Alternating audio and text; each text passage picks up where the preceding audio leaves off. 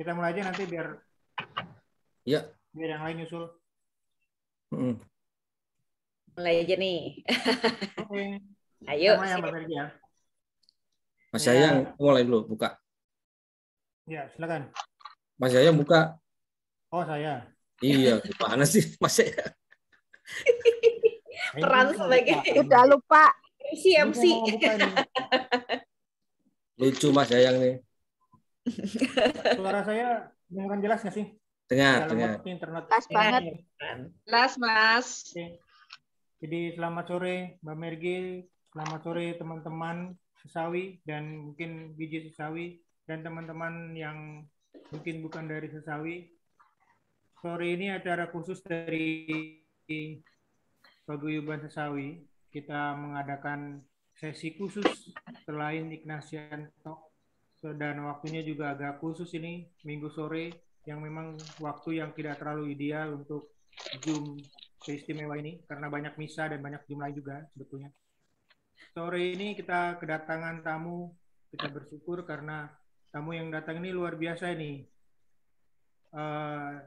Yang akan membagikan pengalamannya dalam berbisnis ekspor buah-buahan, khususnya buah asli Indonesia. Ada sedikit profilnya, nama lengkapnya Bu Margareta Astaman, mantan editor, penulis buku, dan sekarang menjadi eksportir buah dengan brand Java Fresh dengan bendera PT Nusantara Segar Global. Betul ya, Mbak Mergi ya? Betul banget. Segar Global. Ekspor ke 19 negara. Paling banyak ke Eropa, Rusia, Cina, dan Australia.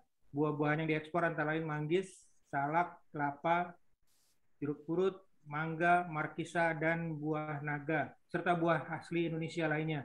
Betul ya, Mbak Mergi ya? Banyak juga nih. Ya. Buah-buahan. Bisa buat ngerujak nih buah-buahan. Kombinasi. Jadi, mari kita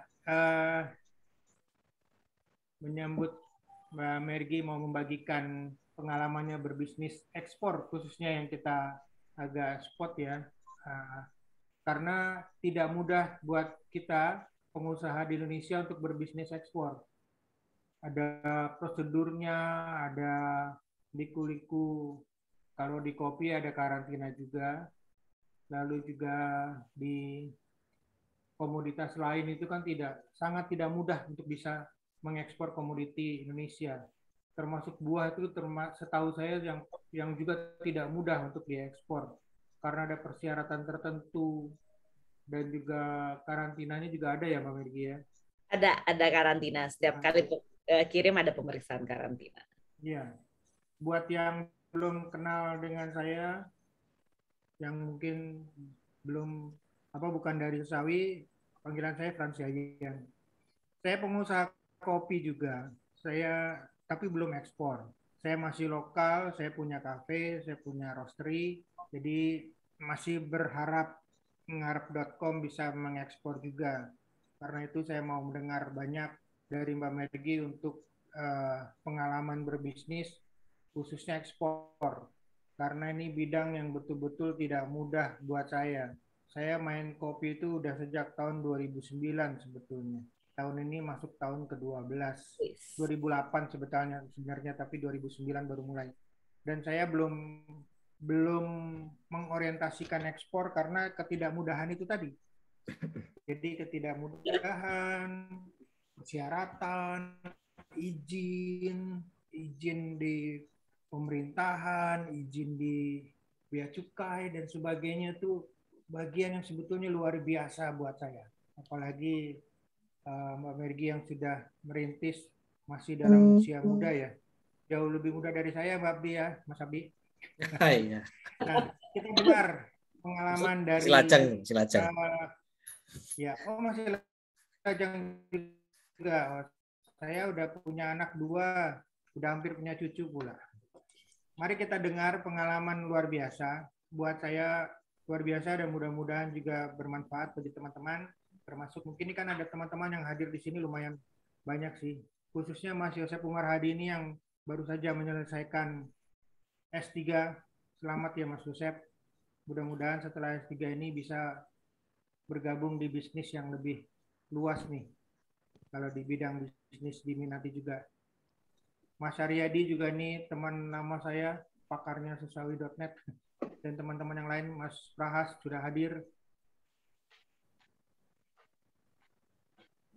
Susi yang katanya paling tua, Mas Yones Priyono yang tadi belum saya kenal, semoga makin kenal. Juga nih Mas Agus, saya juga kurang gitu kenal. Mbak Erni di belakangnya apakah ada Mas Asmi atau sendirian? Nggak ada, Oh, lagi ada, sendiri ya. saya. Oh iya, iya. Kita ngobrol santai ya. Kita kalau misalnya Mbak Mergi masih membutuhkan lebih dari 20 menit, nanti lanjutin aja. Karena biasanya antara 20 sampai 30 menit untuk presentasi, lalu kita lanjutkan tanya jawab, dan mungkin yang tanya jawab ini yang juga penting karena kita pasti akan penasaran bidang ini, bidang yang luar biasa dan yang membuat kita lebih berwawasan bahwa Suaranya pedet-pedet, Mas. Suaranya bergetar. Ada sisi Durung ngopi. Mas Yayang, sinyalnya jelek Mas Yayang. Singkat waktu kita kasih ya. Di sini bagus sih. Di sini bagus. Jadi kita kasih kesempatan langsung aja, dimulai aja sharingnya. Kalau ada yang mau di-share screen, udah bisa Mas Abi, Mbak Mergi? Bisa. Sip. Di cloud? Ya. Ada yang di-share kan Mbak Mergi, ada yang di-share?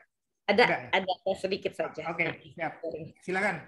Kita mulai aja langsung ya, Mas Abdi dan teman-teman. Mbak Mergi akan mempresentasikan wawasannya. Monggo. Baik, terima kasih banyak Pak Yayang sudah membuka acara sore hari ini. Perkenalkan, nama saya Margareta Astaman. Bapak Ibu bisa panggil saya Marji di sore hari ini. Hari Minggu-Minggu kita ketemu begitu ya. Saya share screen. Nah, karena kita lagi mau bicara tentang buah-buahan, pertama nanti bicara buah-buahan ekspor, biasanya saya suka ngajak Bapak Ibu, rekan-rekan semua untuk main tebak-tebakan. Nah, tebak buah gitu. Saya di Instagram juga suka main tebak buah. Nah, saya punya gambar buah di sini gitu. Mungkin supaya santai gitu, silahkan Bapak Ibu boleh tebak kira-kira buah apakah ini? Nanti boleh taruh di kolom chat. Ya kan benar nggak tahu durian? Kita cepet-cepetan di kolom chat gitu. Siapa yang benar duluan gitu di kolom chat gitu. Nanti dapat apa ya? Pasti dapat hadiah buku deh ya.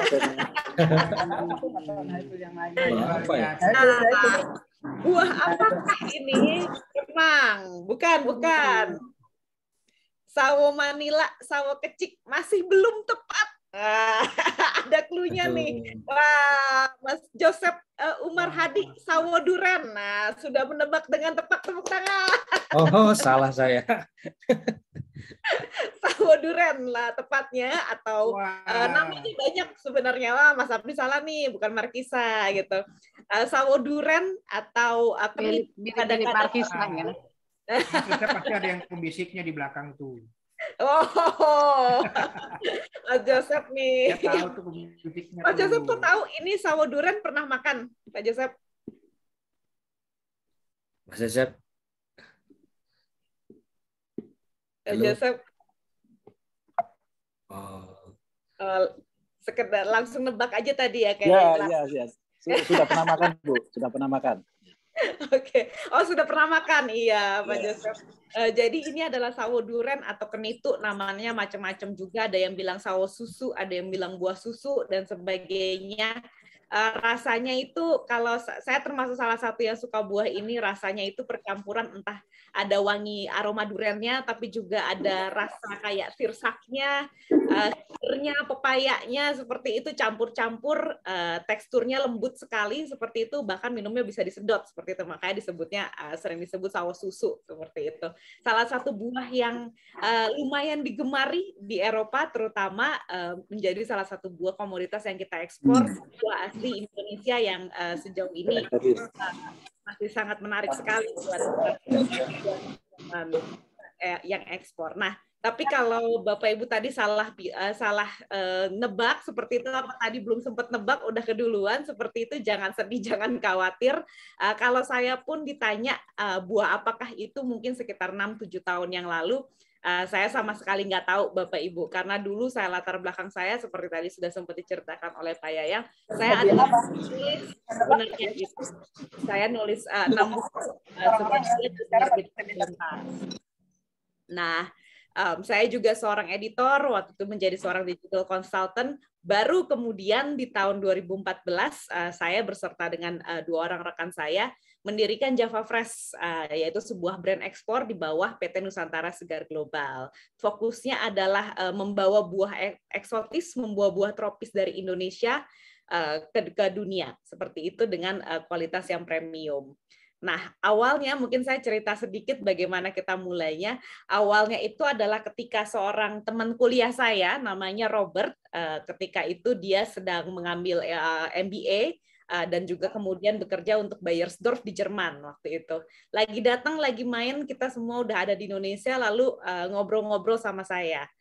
Nah, kita ngobrol-ngobrol di kafe seperti itu sampai kepada satu pertanyaan. Kenapa ya orang Indonesia itu apa-apa kok pikirannya selalu impor?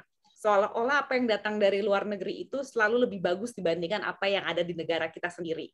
Nah, waktu itu karena kita ngobrol-ngobrol di kafe di dekat mall seperti itu, di dalam mall, kita ngambil salah satu contohnya adalah buah segar gitu. Kalau misalnya mungkin Bapak Ibu pernah ngelihat buah segar impor kalau di supermarket, itu semua bagus-bagus banget gitu ya. Warnanya seragam, lalu gradasinya aja seragam, besarnya itu semua sama gitu. Lalu packagingnya juga bagus-bagus, ada yang pakai tabung, ada yang pakai kantong seperti itu. Dan biasanya diletakkan di pendingin dan biasanya diapresiasi lebih. Sedangkan kalau kita bicara buah tropis atau buah-buah Indonesia, manggi, salak, itu judulnya apa-apa curah gitu ya. Jadi selalu kemudian letaknya itu di tempat yang ya pokoknya di gerobak lah gitu. Lalu kemudian dikumpulkan, ada besar, ada kecil, ada bagus, ada jelek, ada yang busuk, ada yang penyok. Pokoknya semuanya dicampur aduk dan harganya fluktuatif. Kadang-kadang kalau lagi banyak murah-murah banget. Kalau lagi harganya tinggi, yang nggak ada sama sekali aja, seperti itu. Lalu cerita kepada saya, waktu itu saya pikir, benar juga ya, menarik juga ya. Kenapa kita nggak mencoba membawa sesuatu yang baik dari Indonesia, kemudian dipasarkan dengan harga yang baik di luar negeri? Karena buah-buah yang di Indonesia ini dibilangnya ini buah terminal, itu justru ketika ada di luar negeri menjadi buah yang terkenal eksotis, mahal, seperti itu, premium, karena datangnya dari tempat yang jauh, dikirimnya dengan pesawat dan sebagainya. Nah, tadi kita dengar ceritanya, wah pesawat aja dari Papua ke Jakarta aja mungkin sudah 115.000 per kilonya dan sebagainya, sehingga harganya sebenarnya mahal dan diapresiasi tinggi. Lalu, oke, kita sepakat waktu itu Robert masih bekerja, jadi dia kembali ke negara tempat ia bekerja untuk kemudian cari pasar. Saya sepakat saya akan jalan-jalan keliling mencari suplai buah yang baik untuk kemudian kita ekspor seperti itu. Nah, lalu saya ajak teman SMA saya namanya Swasti. Waktu itu Swasti sedang bekerja sebagai PR practitioner di salah satu bank yang fokusnya itu adalah ke microfinance. Kami berdua suka jalan-jalan dari SMA, suka jalan-jalan, suka traveling. Lalu saya ajak dia untuk yuk kita jalan-jalan keliling Indonesia, kita cari buah Indonesia yang bagus yang bisa kemudian kita ekspor. Hayu seperti itu. Lalu jalanlah gitu. Kita mulai dari situ cerita perusahaannya. Nah, mungkin Bapak Ibu melihat sudah ada beberapa bahaya yang muncul gitu ya di dalam usaha ini. Kita memulai sebuah usaha yang ekspor basisnya itu. Yang pertama, kita tidak mempunyai pengetahuan tentang buah-buahan. Saya 6-7 tahun yang lalu bisa bedain manggis busuk sama manggis enggak aja, saya nggak tahu seperti itu. Lalu yang kedua, kita nggak mempunyai pengalaman ekspor pada saat itu. Dan ketiga, kita juga waktu itu masih belum mengetahui seperti apa sih trading dan sebagainya. Kita sama-sama bekerja di perusahaan-perusahaan tempat kita waktu itu bekerja seperti itu. Tapi mungkin kami melakukan beberapa hal yang benar seperti itu karena sejauh ini tadi sudah diceritakan kami sudah ekspor ke 19 negara, terutama ke Eropa, Cina, lalu kemudian juga ke Rusia, di mana kalau untuk beberapa pasar di Eropa Barat seperti di Prancis kami sudah menguasai 70% supply buah segar di sana yang tropis, terutama kalau kita bicara specifically kita bicara tentang manggis. Ini adalah jenis-jenis buahnya, kami bekerja dengan assortment, jadi ada jeruk purut, lalu kemudian markisa. Nah, ini markisa nih baru Mas Abdi gitu ya, yang warnanya ungu ini gitu. Ada kelapa tua, manggis, primadonanya durian, mangga dan sebagainya, salak. Kalau kita bicara kakao segar, jadi memang masih biasanya dibuat untuk campuran jus seperti itu atau buah naga dan sebagainya. Nah, ini adalah beberapa packaging kami yang sudah dibawa ke berbagai negara di dunia. Seperti inilah kemudian tampilannya sampai ke negara tujuan. Sejauh ini kita sudah bekerja sama dengan sekitar 3.000 petani di Sumatera, Jawa, dan Bali, area kami. 798-nya sudah terdaftar dengan kami, artinya sudah mempunyai kebun yang tersertifikasi bersama dengan Kementerian Pertanian. Kami operasional di 5 area, di Tasikmalaya yang terutama adalah di Jawa Barat, seperti itu. Lalu kemudian untuk salak itu ada di Yogyakarta, Jawa Tengah, ada di Banyuwangi, Jawa Timur, lalu kemudian Payakumbuh, Sumatera Barat, dan juga kalau di Bali di area Singaraja dekat Tabanan, seperti itu. Sekitar 200 karyawan saat ini yang sudah bekerja sama dengan kami, 70%-nya adalah perempuan, seperti itu. Semuanya letaknya ada di desa-desa. Dan kami adalah perusahaan, kalau untuk buah segar, perusahaan Indonesia ketiga yang memiliki Global Gap tersertifikasi Good Agricultural Practice Certifications, untuk terutama khususnya untuk manggis dan juga untuk area-area di Tasikmalaya, sehingga kami dapat memenuhi persyaratan untuk pengiriman terutama ke supermarket-supermarket di Eropa. Lalu tambahannya adalah kami juga sudah tersertifikasi di Sedex sebagai salah satu perusahaan yang menerapkan corporate social responsibility sesuai dengan sertifikasi yang dilakukan, dan juga sudah boleh melakukan inspeksi karantina tersendiri terhadap produk kami di packing house yang sudah tersertifikasi instalasi karantina tumbuhan dengan perlakuan pihak ketiga. Nah, itu salah satu sebutannya.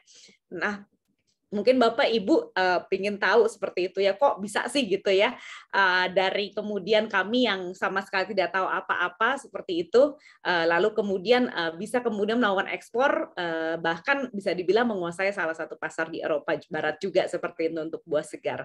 Nah, saya mungkin mau mengajak Bapak Ibu pertama untuk melihat dulu proses shipment kami seperti itu ya. Pastinya proses ini berbeda antara jenis produk satu produk dengan produk yang lain. Ini adalah shipment proses kalau misalnya produknya itu kita bergerak dengan buah segar, dan kebetulan kalau di kasus kami adalah kami basisnya adalah kemitraan dengan petani. Jadi kami sendiri tidak punya kebun tapi kecil, sifatnya hanya untuk percontohan, untuk mencoba praktik-praktik baik seperti itu. Tapi untuk memenuhi kebutuhan untuk ekspor, kami 100% membasiskannya dengan ke petani seperti itu. Jadi kami bekerja dengan kebun-kebun yang sudah ada sebenarnya. Kebun-kebun yang kalau manggis itu sudah 8, 10 tahun, bahkan mungkin 20 tahun, pohonnya ada yang 50 tahun dan sebagainya. Nah, untuk menjaga kesegaran biasanya kami membatasi transportasi dari masing-masing kebun tersebut maksimal 1 hari sampai ke packing house terdekat. Entah itu yang ada di Jawa, entah itu ada yang di Sumatera, atau yang di Bali seperti itu. Tapi kita coba batasi jarak transportasinya itu jangan sampai lebih dari 1 hari untuk pengumpulan barang.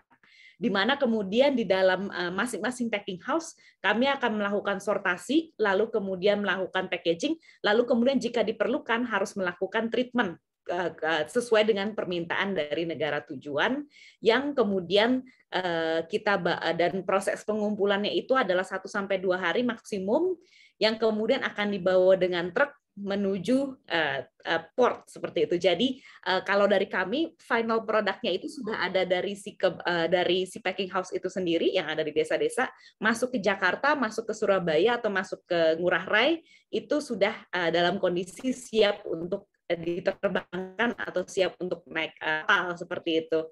Lalu kemudian shipping, kalau misalnya dengan pesawat itu ya 3 hari maksimum sudah sampai negara tujuan, sudah bisa dikeluarkan, bisa rilis 2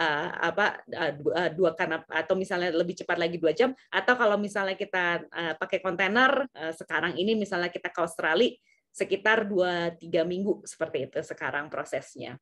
Nah, basisnya kalau buat kami yang pertama sebenarnya adalah memahami apa yang sebenarnya dibutuhkan oleh pasar, terutama pasar ekspor seperti itu. Seringkali kami melihat bahwa ada beberapa produk-produk yang sebenarnya baik dari Indonesia, produk unggulan dari Indonesia, tetapi karena dipasarkan ke pasar yang salah, kemudian akhirnya jadi nggak ketemu permintaannya, seperti itu. Jadi hal yang pertama sebenarnya justru karena kami sama sekali tidak tahu apa-apa, kita mulai dari basisnya, kalau saya nulis itu pertama kali harus tahu siapa audiensnya. Nah ini sama, untuk ekspor hal yang pertama kita lakukan waktu itu adalah kita ingin tahu sebenarnya siapa sih orang yang bisa menerima produk seperti kita. Kita melihat di pasar-pasar, biasanya saya akan masuk listening ke forum-forum. Kalau saya forum-forum buah segar masuk ke forumnya pasar induk di negara-negara tersebut untuk lihat buah-buah seperti apa saja sih yang sudah beredar di pasaran. Mereka sudah kenal belum sih dengan buah-buah yang berasal dari Indonesia, seperti itu, buah-buah tropis. Kalau sudah kenal, mereka sudah ambil belum dari Indonesia. Kalau sudah ambil, yang seperti apa yang diambil, seperti apa yang tidak, dan sebagainya.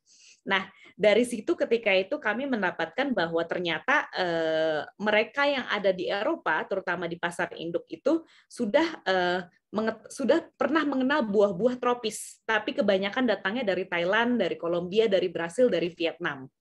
Sedikit sekali waktu itu atau belum ada yang datangnya dari Indonesia. Jadi mereka sudah kenal nih manggis, sudah kenal nih jeruk purut lah seperti itu, atau kelapa dan sebagainya. Tapi belum ngambil dari Indonesia. Lalu kita cari lagi kenapa sih mereka itu belum ambil dari Indonesia. Ternyata mereka masih meragukan kualitas yang datang dari Indonesia karena menurut mereka kualitas dari Indonesia itu tidak standar gitu ya.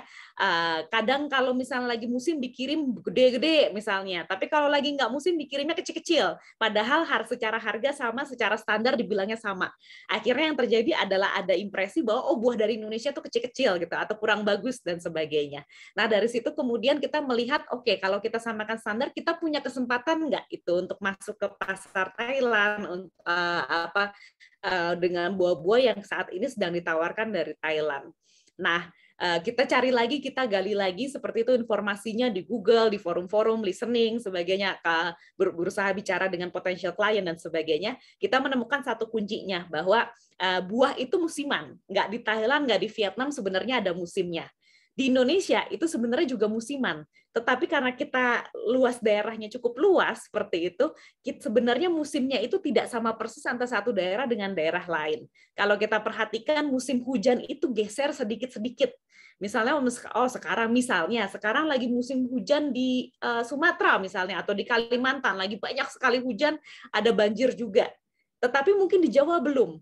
Atau di Bali juga berbeda sih iklimnya. Sehingga kemudian musim hujan yang bergeser itu membuat musim buah yang juga bergeser.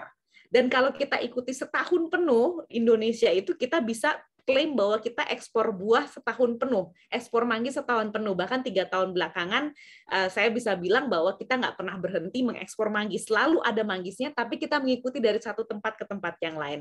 Operasional kami yang dimana kita dibagi di 5 packing houses yang di Sumatera, Jawa, Bali itu sebenarnya mengikuti musim supaya kita terus bisa melakukan ekspor termasuk di momen di mana Thailand lagi tidak panen karena memang ya musiman seperti itu. Nah, kita ambil dari kuncinya yang seperti itu. Jadi buat saya pertama basisnya adalah betul-betul memahami sebenarnya kebutuhan market itu seperti apa sih gitu, celahnya itu seperti apa sih gitu. Kalau misalnya ada buah-buah yang akhirnya kita tidak bisa bersaing, misalnya salah satu contohnya saya bisa kasih contoh adalah jenis pepaya.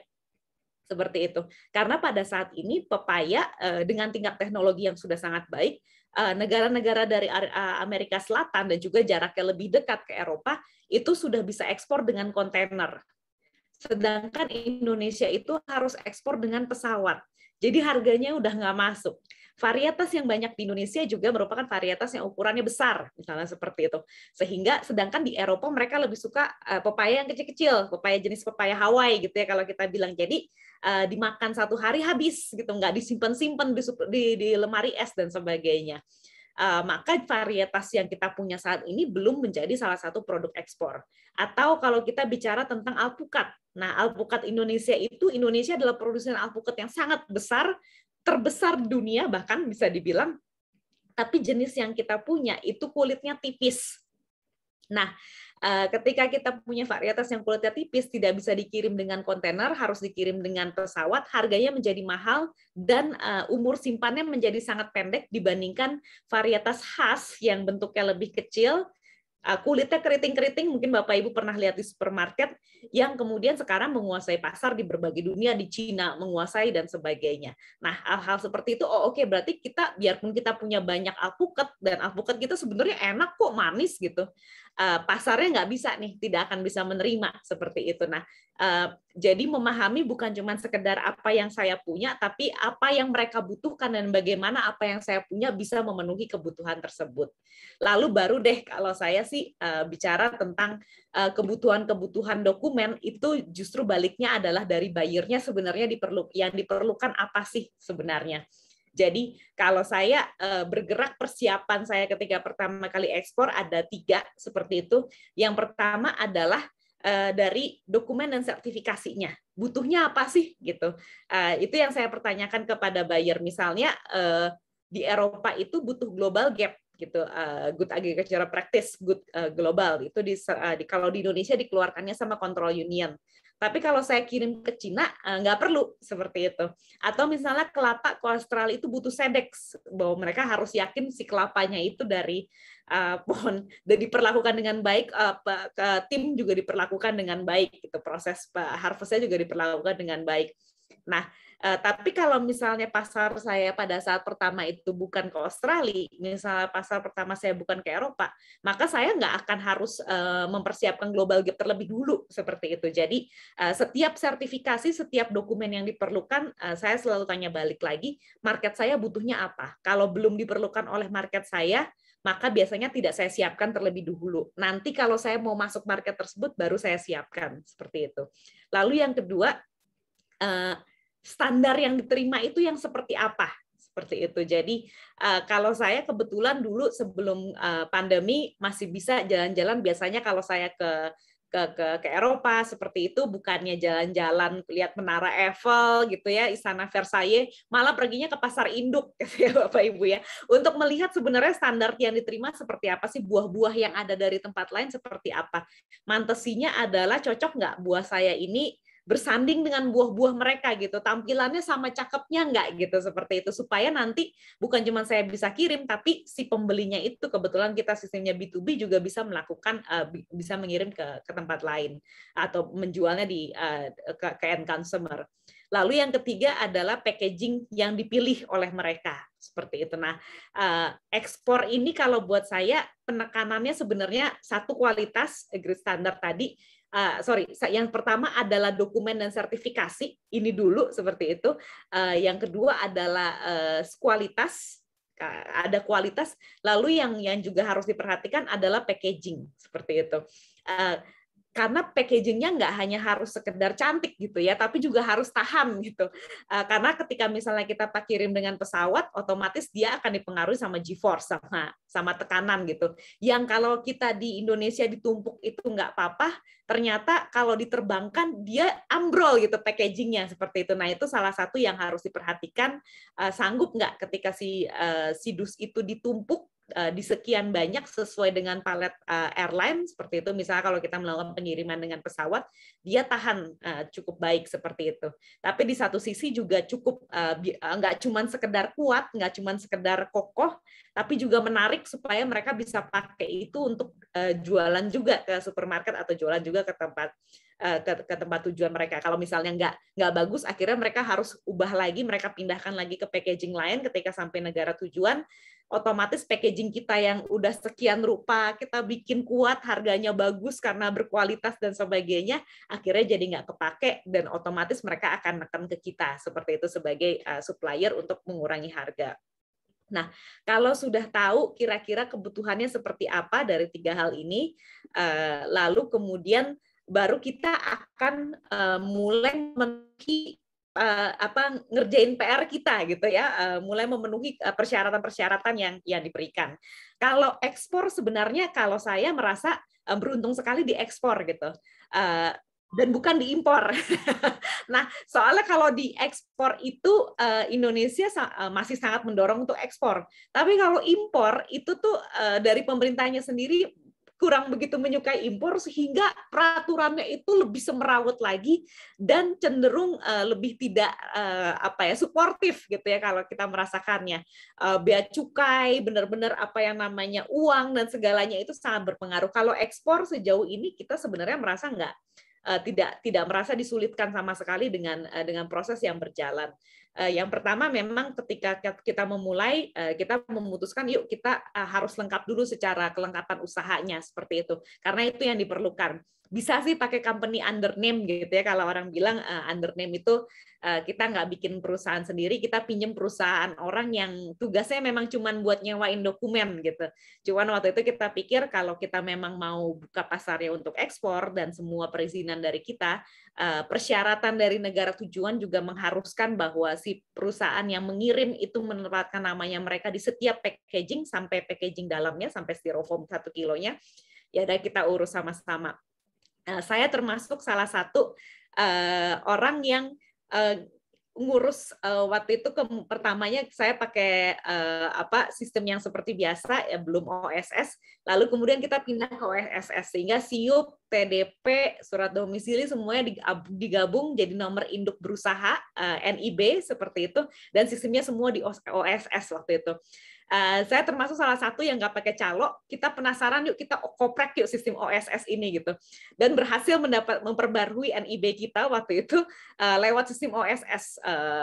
Tidak mudah, saya nggak akan bilang sistem itu mudah gitu ya, karena kami datang ke mall pelayanan publik waktu itu untuk mencoba untuk memasukkan semua data, ada aja errornya gitu. Ketika ada error seperti itu, kita tanya ke tim yang melayani, mereka bilang saya nggak tahu, harus ke kecamatan gitu kan, seperti itu.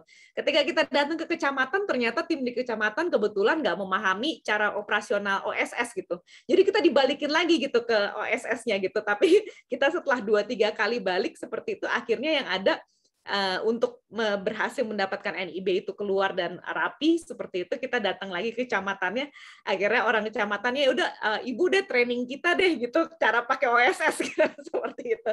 Tetapi moral of the story-nya adalah sebenarnya itu bisa dilakukan. Kita sebenarnya bisa mengurus semua perizinan sampai NIB, kalau waktu itu pendirian perusahaan sampai NIB-nya itu dapat sampai hasilnya. Nah, kalau diekspor selain sudah ada nomor induk berusahanya, ada yang namanya nomor induk kepabean. Nah, ini yang persyaratan khususnya karena si nomor induk kepabean ini NIK gitu ya, tapi bukan kependudukan tapi kepabean, itu yang kemudian setiap kali kita melakukan pengiriman kita harus buat namanya PEB dan NPE, nomor pemberitahuan ekspor barang.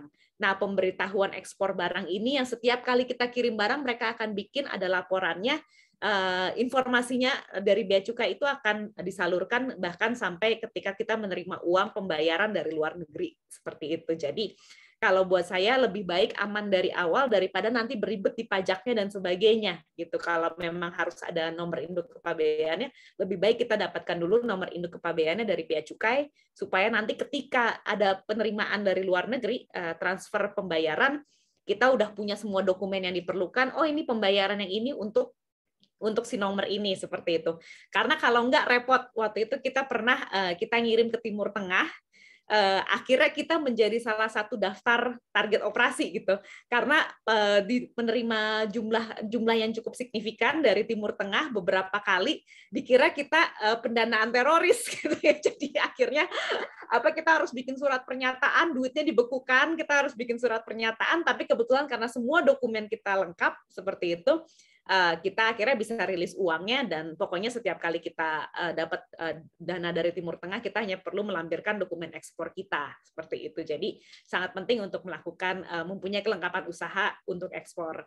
Lalu yang kedua, setiap kali kita melakukan pengiriman, kita harus membuat dokumen ekspor. Salah satunya kalau di buah segar itu namanya phytosanitary. Nah, ini pasti negara tujuan pun akan, kalau misalnya kita tanya butuh dokumen apa aja nih untuk ekspor, mereka pasti akan bilang, oh, minta phytosanitary, seperti itu. Nah, minta phytosanitary, ngurusnya kalau phytosanitary di kantor karantina. Kalau kantor karantina yang berada di, kalau kita bilang adalah ekspor port gitu ya, jadi port pengeluaran barang biasanya itu ya di Soekarno-Hatta atau di Tanjung Priok seperti itu. Setiap barang akan dibawa, lalu mereka akan melakukan sampel. Aturannya adalah biasanya 5% dari keseluruhan barang mereka akan randomly check seperti itu. Kalau sudah baik, mereka akan mengeluarkan rilis informasi bahwa barang tersebut bebas hama dan boleh diterima di negara tujuan. Nah, itu dokumen ekspor yang disebut sebagai phytosanitary certificate dikeluarkan oleh kantor karantina tumbuhan. Selain itu biasanya ada COO, Certificate of Origin, yang mengeluarkan adalah Kemendak, Kementerian Perdagangan, dikeluarkan pernyataan bahwa memang barang tersebut berasal dari Indonesia. Biasanya nanti kalau ada COO ini digunakan untuk pengurangan pajak di negara tujuan. Jadi biasanya balik lagi si penerima barang akan minta gitu. Saya minta COO, saya minta phytosanitary, saya minta invoice dan packing list. Nah, kalau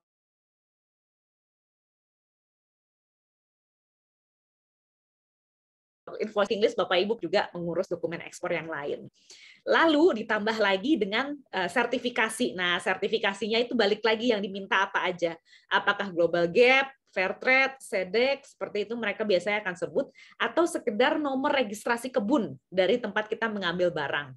Tujuannya adalah untuk traceability, seperti itu. Jadi, kalau sebelum mulai biasanya kita akan menyiapkan beberapa persyaratan ini seperti itu supaya nanti jalannya lebih mudah seperti itu kalau saya mengusulkan. Nah, lalu kalau sudah punya sudah punya semua persyaratannya, sudah siap, sudah mau mencoba seperti itu, yang saya lakukan adalah membuat konsensus dengan sumber, terutama kalau ini khususnya dengan produk-produk pertanian, kalau basisnya adalah kemitraan, seperti itu. Saya menemukan satu hal yang menarik ketika saya ada di lapangan, seperti itu ya. Petani-petani kita itu bukan yang nggak tahu cara untuk mendapatkan kualitas terbaik. Mereka udah tahu, mereka lebih tahu dari saya gitu kan, karena ya mereka udah urusan sama barang tersebut udah 20 tahun, 30 tahun, 50 tahun seperti itu. Saya waktu itu baru tahu seperti itu. Tetapi mereka jarang sekali ada eksportir, terutama untuk buah segar waktu itu, yang memberikan informasi tentang kebutuhan standar tersebut untuk pasarnya masing-masing. Biasanya kadang-kadang ada kecenderungan untuk eksportir itu mereka takut nanti kalau misalnya petani itu tahu nanti di negara tujuan itu dijualnya harganya berapa lalu minta naik harga karena mereka belum mengerti struktur harga misalnya, atau nanti malah karena saya kasih tahu ada pasar di Ukraina nanti semua orang kirim ke Ukraina, ada ketakutan seperti itu. Tetapi buntutnya adalah ketika mereka tidak tahu tujuannya, mereka jadi nggak merasa ngapain saya harus memenuhi standar ini, standar yang biasa-biasa aja sudah bagus kok gitu, udah dibeli orang kok seperti itu.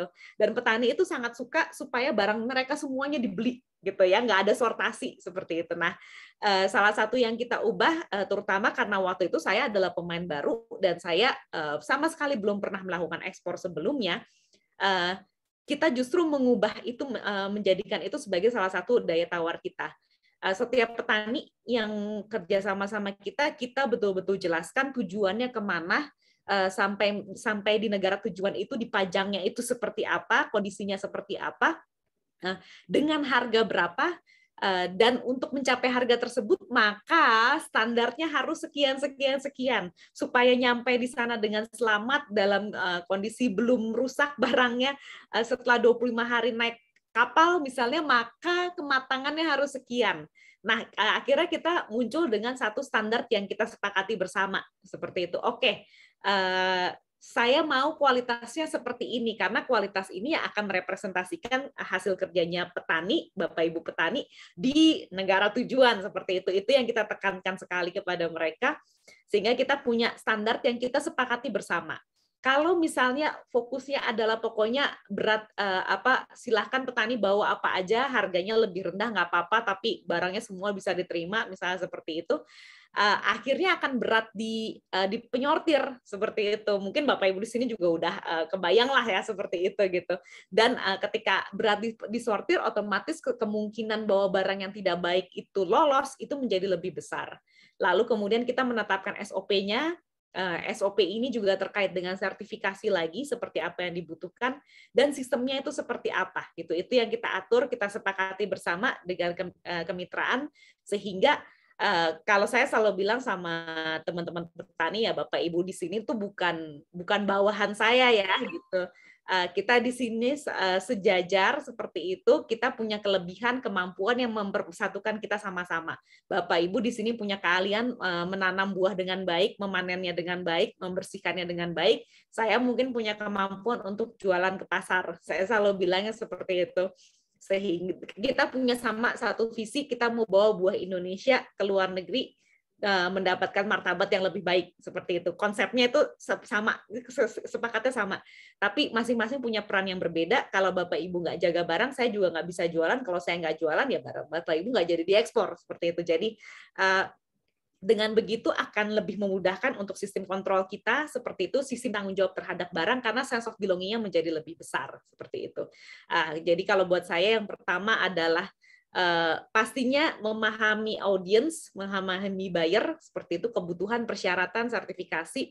Lalu kemudian yang kedua memenuhi kebutuhan yang sertifikasi, yang kaitannya dengan diri kita. Yang ketiga adalah bagaimana kita bisa dengan sources itu sama-sama paham bahwa tujuannya adalah memang untuk satu buah ekspor seperti itu.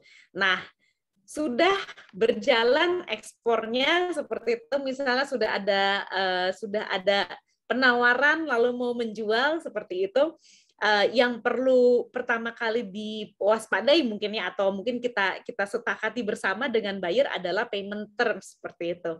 Mungkin Bapak Ibu di sini juga sudah familiar kalau untuk ekspor kita sering banget pakai kata-kata FOB, CIF, CNF gitu ya.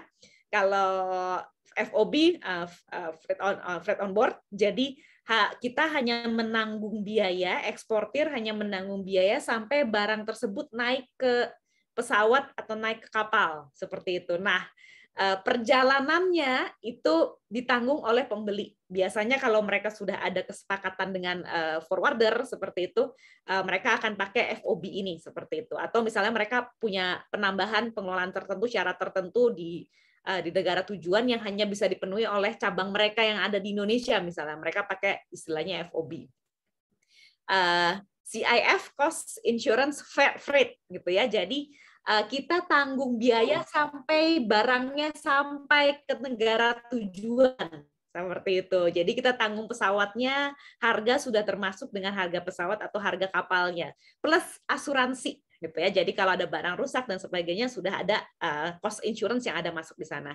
CNF, cost and freight. Nah, ini yang paling banyak dipakai kalau di buah segar, kalau di saya, karena asuransi untuk buah segar itu sangat tricky.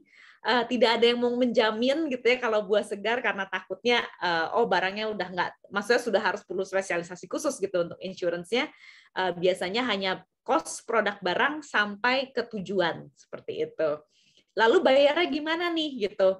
Pakai LC kah gitu, atau pakai bank transfer seperti itu. Kalau LC, si buyers itu akan rilis LC-nya seperti itu, masuk ke bank, lalu nanti setelah barang nyampe, kita akan otomatis bisa rilis uang tersebut. Tetapi tidak semua perusahaan itu punya kapasitas LC. Kalau saya kebetulan jarang ada buyer yang mau pakai sistem LC. Mereka kebanyakan maunya pakai bank transfer.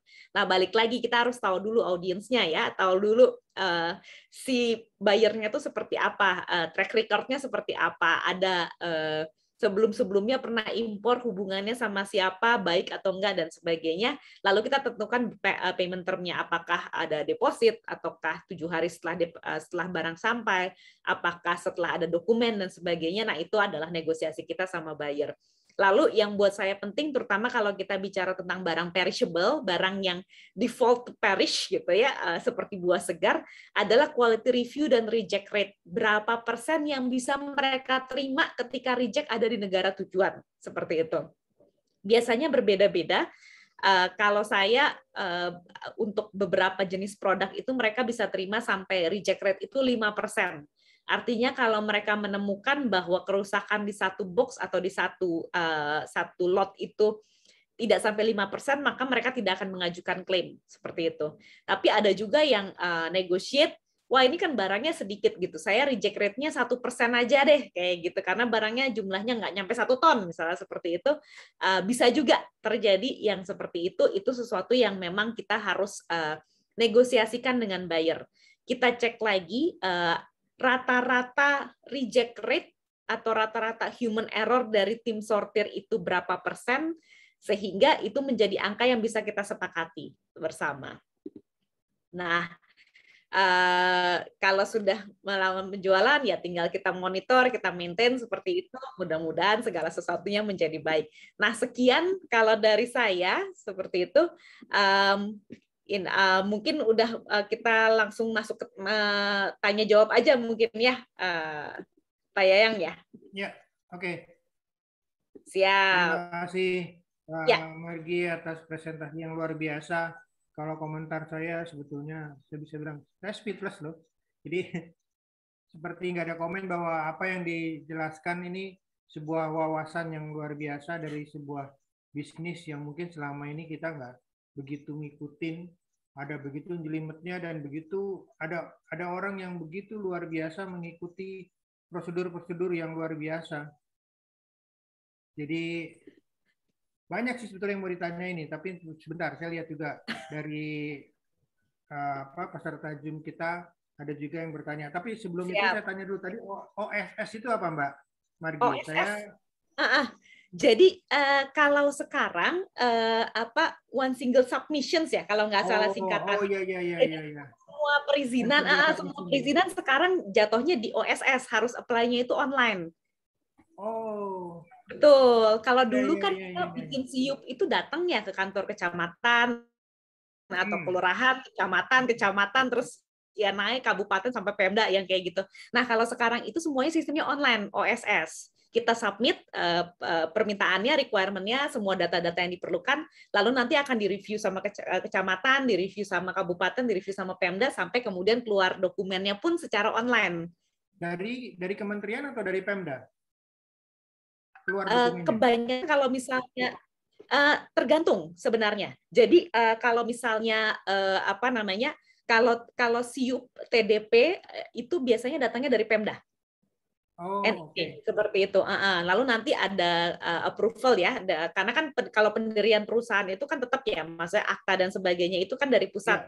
Nah, setelah dapat SK Kemenkumhamnya itu, lalu kemudian kita upload lagi di OSS itu untuk dapat surat izin usahanya. Sekarang namanya NIB, Pak Yayang. NIB, nomor induk berusaha ya.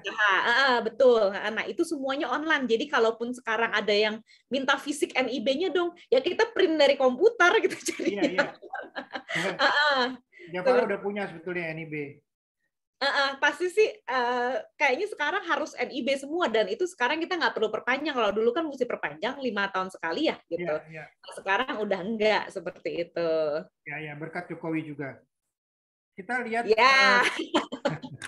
Saya sebetulnya sebelum main kopi saya pernah kerja, jadi saya karyawan sebetulnya, dan kerjaan saya dulu sebetulnya bagian impor.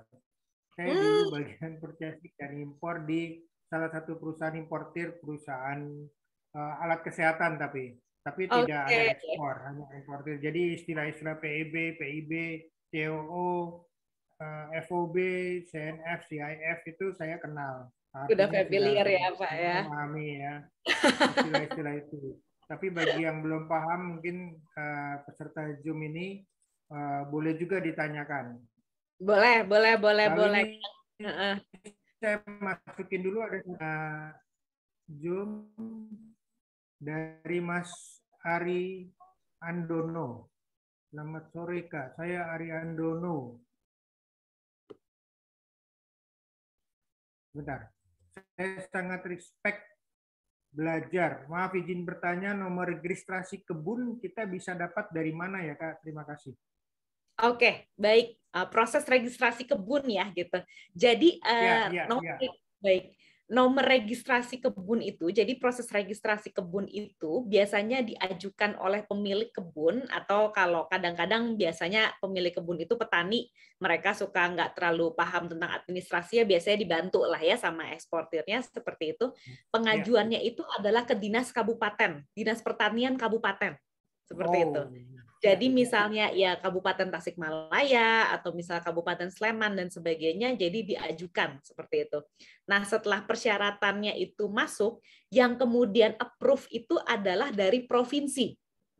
Jadi Dinas Pertanian Provinsi seperti itu. Tapi kita akan di-linknya sama kabupaten nih gitu. Jadi kita akan masukkan datanya ke kabupaten seperti itu, kabupaten review seperti itu, lihat kebunnya betul apa tidak, menjalankan SOP atau tidak seperti itu. Ada yang harus diperbaiki atau tidak gitu. Setelah mereka bilang oke nih, bagus nih kebunnya seperti itu, Dinas Pertanian Kabupaten itu akan merekomendasikan ke provinsi. Nah, provinsilah yang kemudian akan approve gitu ya. Seperti itu. Jadi prosesnya lebih banyak di kabupaten. Setelah Dinas Pertanian Provinsi itu approve, sepakat seperti itu, dia akan update ke pusat. Jadi mereka yang udah diperiksa semua, udah bagus, iya gitu, seperti itu, terdaftar di Kementan, mendapatkan nomor seperti itu, nomor registrasi kebunnya, lalu kemudian akan dilaporkan ke Kementerian Pertanian Pusat. Jadi yang mengeluarkan sebenarnya adalah dari institusinya itu Kementerian Pertanian, yang berperan itu adalah Dinas Pertanian Kabupaten di tempat kita di tanah kebun tersebut, seperti itu. Oke, terima kasih. Kalau mau ada pertanyaan lebih lanjut, silahkan. Jadi Mas Ariandono mungkin cukup ya. Lumayan jelas tuh Erwin. Nomor 1, terkait melihat potensi yang ada, ekspor itu kan skala besar. Ketika kita cari potensi yang bisa dijual, kita kan perlu gambaran berapa jumlah komoditas minimal yang kita bisa lakukan ekspor itu. Jadi minimalnya, gambarannya berapa skalanya.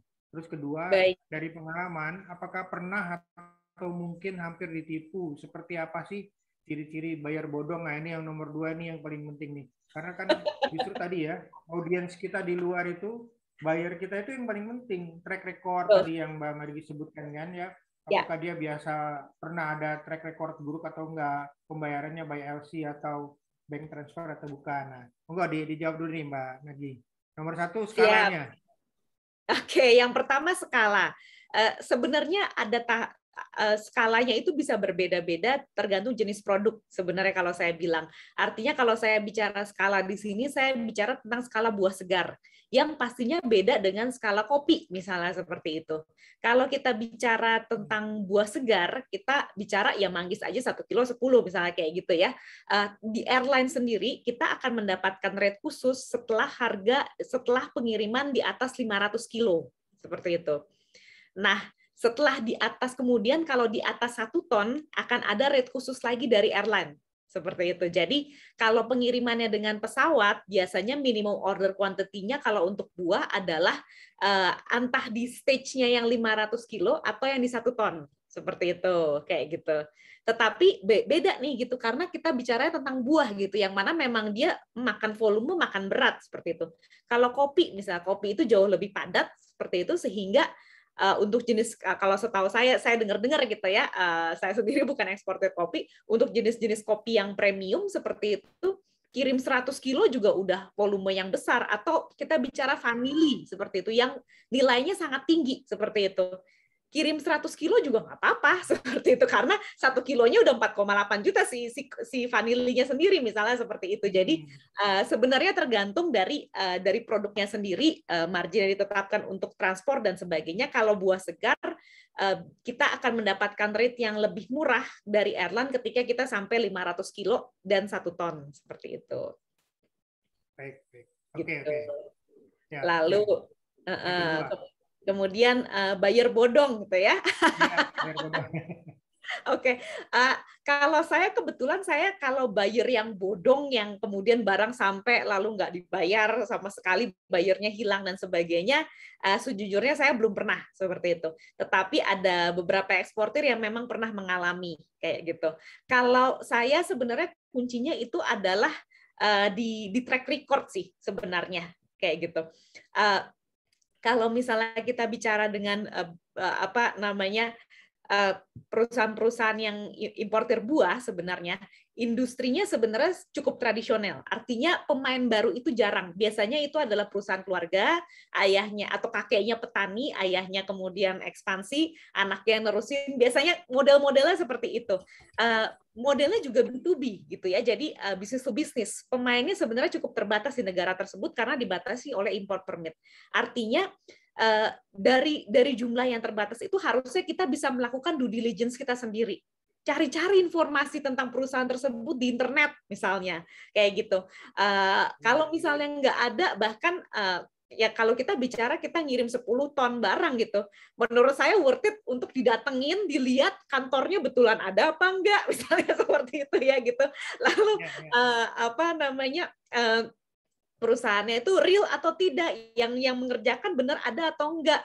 Biasanya di kelompok itu mereka biasanya akan ngumpul di satu pasar induk gitu ya, atau biasanya perusahaan-perusahaannya akan deket, entah di deket port atau deket pasar induk. Biasanya hanya 2 itu aja areanya.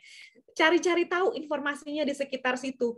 Cek di forum buah-buahan kalau misalnya kita bicara di internet gitu ya. Nama-nama ini pernah disebut nggak? Most likely kalau misalnya mereka pernah melakukan praktik-praktik yang tidak baik sebelumnya, itu akan muncul kok gitu. Nah, biasanya kalau kita ngelihat, wah ini kok ada berita protes supplier dari Thailand nggak dibayar. Jangan-jangan dia dari Thailand dia ngemplang, dia mau ngambil dari Indonesia nih gitu, mau ngemplang lagi misalnya seperti itu. Kita udah punya precautions terlebih dahulu seperti itu. Nah, lalu kemudian kalau saya adalah kalau misalnya saya masih belum yakin juga, tetapi misalnya opportunity-nya baik, perusahaannya real seperti itu, tapi ternyata perusahaannya baru nih gitu, kita baru mulai gitu kan, berarti track record-nya belum ada dan sebagainya. Kalau misalnya masih belum yakin, saya biasanya pakai sistem down payment seperti itu. Artinya perusahaan saya kan real. Kalau Anda mau datang, mau cek due diligence dan sebagainya, perusahaan saya juga real kok, gitu kan, seperti itu. Saya juga pasti ada barangnya kok, gitu. Silakan kalau mau datang surveyor dan sebagainya, tetapi saya akan tetapkan sistem down payment terlebih dahulu, seperti itu. Nah, lalu kemudian kalau sudah berjalan, diobservasi lagi seberapa mereka dekat dengan kontrak. Artinya gini, sebelum kita kirim kan kita udah ada kesepakatan. Nanti pembayarannya 7 hari setelah nyampe ya gitu, pelunasannya misalnya. Lalu kemudian nanti kalau misalnya barangnya itu di bawah 5% reject-nya berarti tidak ada klaimnya dan sebagainya lah. Biasanya kita akan ada kesepakatan itu. Seberapa disiplinnya mereka menerapkan kesepakatan ini? Kalau misalnya janji pelunasannya 7 hari, tapi baru 14 hari baru dilunasi. Bulan depan deh gitu belum sempat ke bank misalnya atau apa dengan alasan apapun juga baru kemudian bulan depan dan sebagainya. Kalau buat saya itu kita udah harus lebih waspada gitu. Karena kalau dia tidak komit ini lama-lama nanti mundur nggak dibayar loh. Bisa jadi gitu karena ada beberapa eksportir yang udah punya good relationship, tahun-tahun pertama bagus, tahun kelima mereka si perusahaan tersebut ternyata mengalami kesulitan finansial. Mundur, tahu-tahu bangkrut, tahu-tahu nggak bayar. Kayak gitu. Jadi kita waspadai atau kita mengirim barang yang sama misalnya ke Belanda sama ke Prancis. Yang di Prancis nggak ada komplain, padahal barangnya asalnya dari sama. Yang ke Belanda misalnya komplainnya banyak banget gitu. Oh ini lebih dari 5%. Ada buktinya nggak? Foto-fotonya seperti apa gitu? Fotonya betul nggak lebih dari 5%? Ya fotonya 0,5% misalnya seperti itu. Kalau misalnya mereka tidak bisa menyediakan bukti seperti itu, komplainnya itu lebih tinggi dibandingkan rate yang seharusnya. Nah itu adalah kalau kita sudah melakukan pengiriman tetap kita harus curiga gitu. Biarpun misalnya kita udah mendapatkan down payment atau misalnya kita sudah melakukan pengiriman ke orang tersebut sebelumnya seperti itu. Jadi due diligence-nya sih gitu dari kita itu PR kita gitu seperti itu. Hebat. Benar. Oh hebat, sama jangan terlalu percaya sama LC. Kadang-kadang orang ngerasa oh karena udah ada LC aman nih gitu pasti dibayar nih kayak gitu. Karena LC itu juga bisa diakal-akalin gitu karena justru karena ibaratnya gini, LC itu akan dirilis ketika barang sampai pada tujuan kayak gitu. Yang akan bilang barang sampai tujuan siapa? kan yang terima barang seperti itu. Artinya kalau misalnya dia bilang dia nggak terima barangnya sama sekali, kan dananya tetap nggak cair ke kita. Seperti itu. Biarpun duitnya udah diparkir, jadi dia parkir duit aja tapi akhirnya nggak bayar. Itu juga bisa terjadi kayak gitu. Tetap waspada kita. Wah, terima kasih Pak Merdi jawabannya. Semoga Mas Erwin cukup ya, karena ini cukup jelas kalau buat saya. Ya. Ini kita lanjutkan nih. Saya tadi sebetulnya juga ada pertanyaan, tapi kita lanjutkan dulu dari Mas Josi di ini. Itu di KBRI apakah efektif promo atau ini juga sejalan dengan pertanyaan saya sebetulnya, karena di negara-negara luar di Indonesia, KBRI Indonesia itu biasanya rata-rata punya yang namanya ITPC, Indonesia Trade Promotion Center. Ya. Nah, di ITPC ini apakah ada hubungan juga dengan ekspor buah-buahan dari kita dan mereka membantu baik promo maupun expo yang biasanya KBRI sana suka adakan? Efektif sejauh mana bisa diandalkan? Baik. Ini pertanyaan yang sama sama saya, Mas Josi. Oke, ini in between us boleh nggak? Artinya jawaban saya boleh nggak tidak di quote di tempat lain seperti itu? Oh iya, boleh. Tolong Mas Abdi tidak di quote ya. Izin ya teman-teman, maksudnya ya komitmen kita sama ini kan kita dimatiin dulu. Off the record dulu ya. Enggak apa-apa. Kita nggak share kemana-mana. Ya, kita internal ya gitu. Kalau saya, sejujurnya saya belum pernah sekalipun selama 7 tahun itu mendapatkan opportunity yang datangnya dari KBRI, ITPC atau elemen Kemenlu yang ada di luar negeri. Sejujurnya saya belum pernah sekalipun gitu. Pernah ikut nggak? Pernah, sering bahkan maksudnya pernah kita beberapa kali ikut seperti itu, tapi sejauh ini tidak pernah menghasilkan. Salah satu concern saya adalah sejauh ini saya masih merasa bahwa institusi pertanian kaitannya juga dengan nanti ada atase dan sebagainya itu sifatnya masih sangat sering sekali lebih ke politis dibandingkan ke sifatnya lebih politis dibandingkan ke ekspertis seperti itu. Jadi seringkali mereka yang ditempatkan itu bukan orang yang memang background-nya itu adalah dari agribisnis. Nah, kendalanya ketika mereka bukan dari agribisnis itu berarti adalah tergantung seberapa mereka berminat untuk mendalami agribisnis tersebut ya. Saya bukannya bilang nggak bisa, saya juga kan sebelumnya bukan dari agribisnis gitu kan seperti itu, tapi kita belajar gitu kan karena mereka punya mungkin beberapa elemen, akhirnya fokusnya menjadi tidak sama sehingga kemudian mereka tidak mempunyai insight yang paling baik yang bisa kemudian mensuggest teman-teman yang ada di Indonesia untuk bantu masuk ke market tertentu seperti itu. Padahal kan sebenarnya mereka yang ada di sana harusnya mereka yang kasih market knowledge-nya kan gitu. Mereka yang ke pasar, lihat barang apa, harganya berapa, kasih tahu ke kita, ini bisa masuk nggak, cari daftar pasarnya dan sebagainya. Tapi sejauh ini setiap event-event yang dibuat oleh KBRI sifatnya itu lebih internal. Artinya lebih ke arah apa yang menurut mereka berhasil tanpa kemudian mereka lihat ke pasarnya. Seringkali event-event yang dibuat itu kalau saya lihat banyak yang di tempat umum. Padahal untuk produk pertanian, untuk produk-produk yang saya punya, nggak mungkin saya bisa kirim langsung ke consumer karena mereka nggak punya import permit dan sebagainya, persyaratannya banyak kayak gitu. Jadi ya kalau misalnya mereka bikin acara di mall seperti itu, oh ya oke, enak, makannya enak, tapi kemudian nggak cukup untuk nge-push importir untuk mendatangkan barang dari kami sebenarnya gitu. Jadi nggak ketemu dengan pembeli saya yang sebenarnya seperti itu. Itu challenge kami. Terus kemudian juga ada beberapa hal yang kalau dari saya hal-hal basis gitu ya. Kalau bicara buah-buahan ada Berlin Fruit Logistica gitu. Itu terbesar seperti itu. Bagaimana kok bisa atas pertanian kita itu atau Kemenlu itu atau Kementerian Pertanian Indonesia itu tidak sadar bahwa ada acara itu. Partisipasi pertama Indonesia di Berlin Fruit Logistica, konferensi buah-buahan terbesar di seluruh dunia. Partisipasi pertama Indonesia adalah tahun 2020 kemarin dengan kami ikut. Itu adalah setelah kami bilang, Bu ngapain lah bikin acara-acara yang kayak gitu, mendingan ikut Berlin aja. Dan dari Berlin itu kita dapat leads banyak, kita 2-3 negara baru itu kita dapat pasarnya dari situ kayak gitu. Jadi kok saya ngelihatnya apa namanya pengetahuan tentang apa spot-spot yang bisa kita masuki itu kok kurang ya seperti itu. Cuman biasanya sih kita tetap ikut. Kita biasanya pakai ajang-ajang kegiatan KBRI itu untuk justru malah maintain relationship kita dengan existing buyer gitu ya, mumpung kita ada acaranya, kita undang buyer kita yang sudah ada di sana untuk datang, untuk ngobrol sama kita, ketemu, lihat, oh entity-nya seperti apa, oh didukung sama pemerintahnya seperti apa, supaya mereka lebih ada trust ke kita. Tapi saya jarang pakai itu. Enggak sih, saya nggak pernah ketemu dari eventnya Kementan. Tapi sekarang lumayan mereka banyak sponsoring ya. Kalau sponsoring masih mending. Jadi kemarin mereka ya udah kita sponsoring tanahnya deh di booth-nya gitu ya di Berlin seperti itu. Nah, itu inisiatif dari mereka yang memang harus kita yang proaktif untuk kita usulkan kegiatan-kegiatan apa yang menurut kita akan baik hasilnya untuk kita.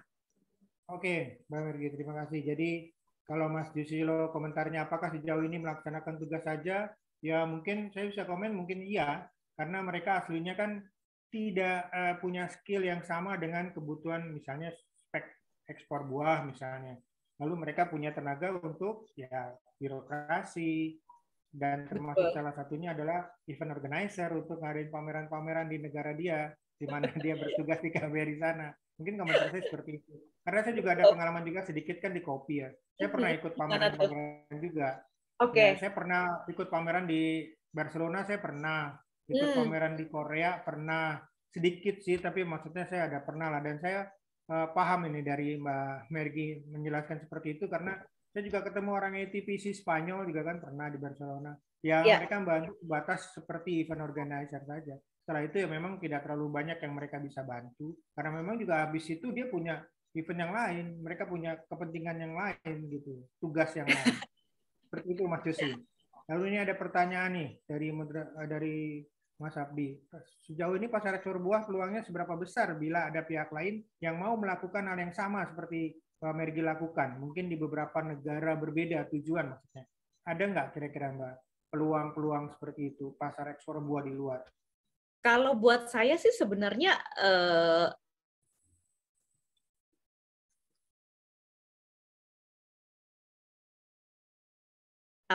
Indonesia itu ya Java Fresh saingan sama siapa gitu kan di Indonesianya. Tapi ketika kita sudah ada di luar itu kan mereka udah nggak ngelihat brand gitu. Kadang-kadang mereka ngelihatnya ya origin Indonesia lawan Thailand dan sebagainya.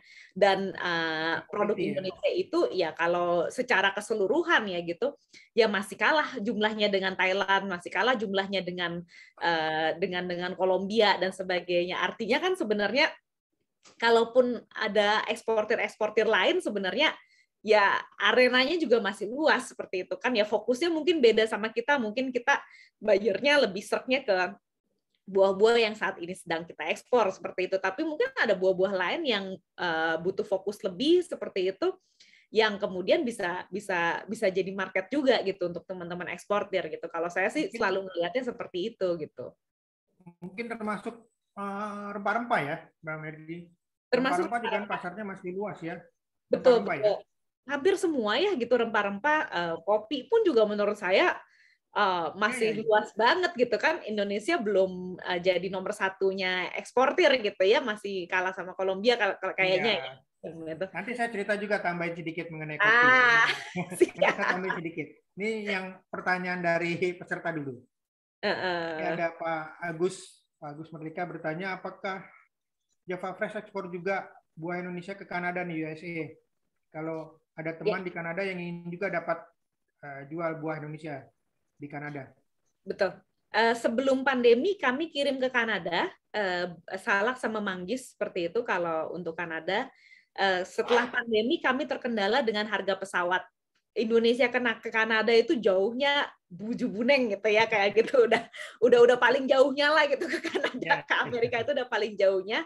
Sebelum pandemi aja harga pesawatnya lumayan tinggi. Setelah pandemi harganya jadi nggak masuk akal sekali gitu pesawat ya seperti itu, karena hampir semua pesawat kita rate-nya sekarang double atau bahkan triple dari harga sebelum pandemi seperti itu. Ya. Itu kenapa akhirnya kita ya kita sampai ke batas harga di mana kayaknya harganya udah nggak masuk nih untuk market yang di Kanada gitu. Teman-teman yang di Kanada, buyer kami yang di Kanada bilang gitu. Seperti itu. Kalau untuk USA, kalau untuk Amerika Serikat, kebetulan mereka menerapkan embargo karantina yang sangat ketat terhadap produk-produk yang khususnya datang dari Indonesia. Thailand itu nggak seribet kita gitu. Indonesia itu kalau nggak salah hanya boleh mengekspor 14 jenis produk seperti itu. Dari 14 itu mungkin 5 kali ya yang benar-benar ada di Indonesia gitu. Nah, dari 5 itu ya kayak produk-produk komoditas seperti kelapa, seperti itu mereka bisa dapat dengan harga yang jauh lebih murah dari Amerika Selatan seperti itu. Jadi chances-nya itu kecil sebenarnya kalau Amerika sejujurnya gitu, karena buah-buah yang menurut kita mereka ada demand-nya dan kita juga punya dengan cukup baik, buah-buah tropis itu nggak ada satupun yang boleh masuk ke Amerika pada saat ini dari Indonesia. Ya. Oke. Semoga menjawab ya, Mas Agus ya. Nah, ini Mas Agus menambahkan, saya kerja di kebun buah juga, di yayasan yang fokus pendampingan kebun buah. Apakah bisa bermitra dengan Java Fresh? Nah, nanti mungkin Mbak Hargini yang akan jawab. Siap. Mas Agus, kebunnya di mana Mas Agus? Kalau boleh tambahin keterangannya, mungkin nanti Mbak Margi bisa review apakah bisa diajak kerjasama gitu ya, Mbak Margi ya? Ya. Jenis buahnya apa, daerahnya di mana, seperti itu. Lalu kemudian apakah sudah sertifikasi Kementan seperti itu ya, registrasi kebun seperti itu biasanya sih pertanyaannya dari sekitar itulah gitu. Ya. Moga nanti kalau Mbak Mergi mengizinkan nanti bisa kontak langsung ke Mbak Mergi ya. Siap. Ya. Nah, ini kan belum ada pertanyaan lagi nih. Saya mau tambahin sedikit tentang kopi. Ekspor kopi, saya sedikit review aja.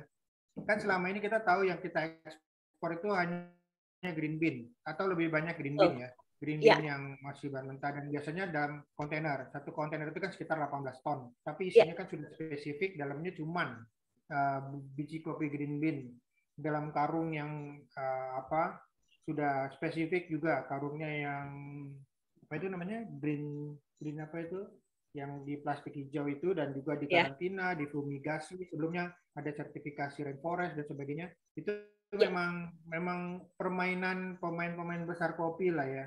Di setiap perkebunan seperti di Aceh, melalui Medan, Toraja, Jawa Barat juga sekarang sudah mulai main ekspor kopi. Rata-rata paling dikit 1 kontainer, 2 kontainer dari perkebunan. Yang mereka saat ini pandemi mengeluh bahwa kopi itu ternyata kontainer itu sekarang lagi sulit sekali katanya kontainer ya, naik harganya bisa sampai 500%. Ya. Kata teman eksportir. Karena memang Cina juga lebih banyak memakai kontainer itu untuk negara mereka sendiri, kepentingan ekspor negara mereka sendiri. Ya. Nah, sekarang sebetulnya yang lagi banyak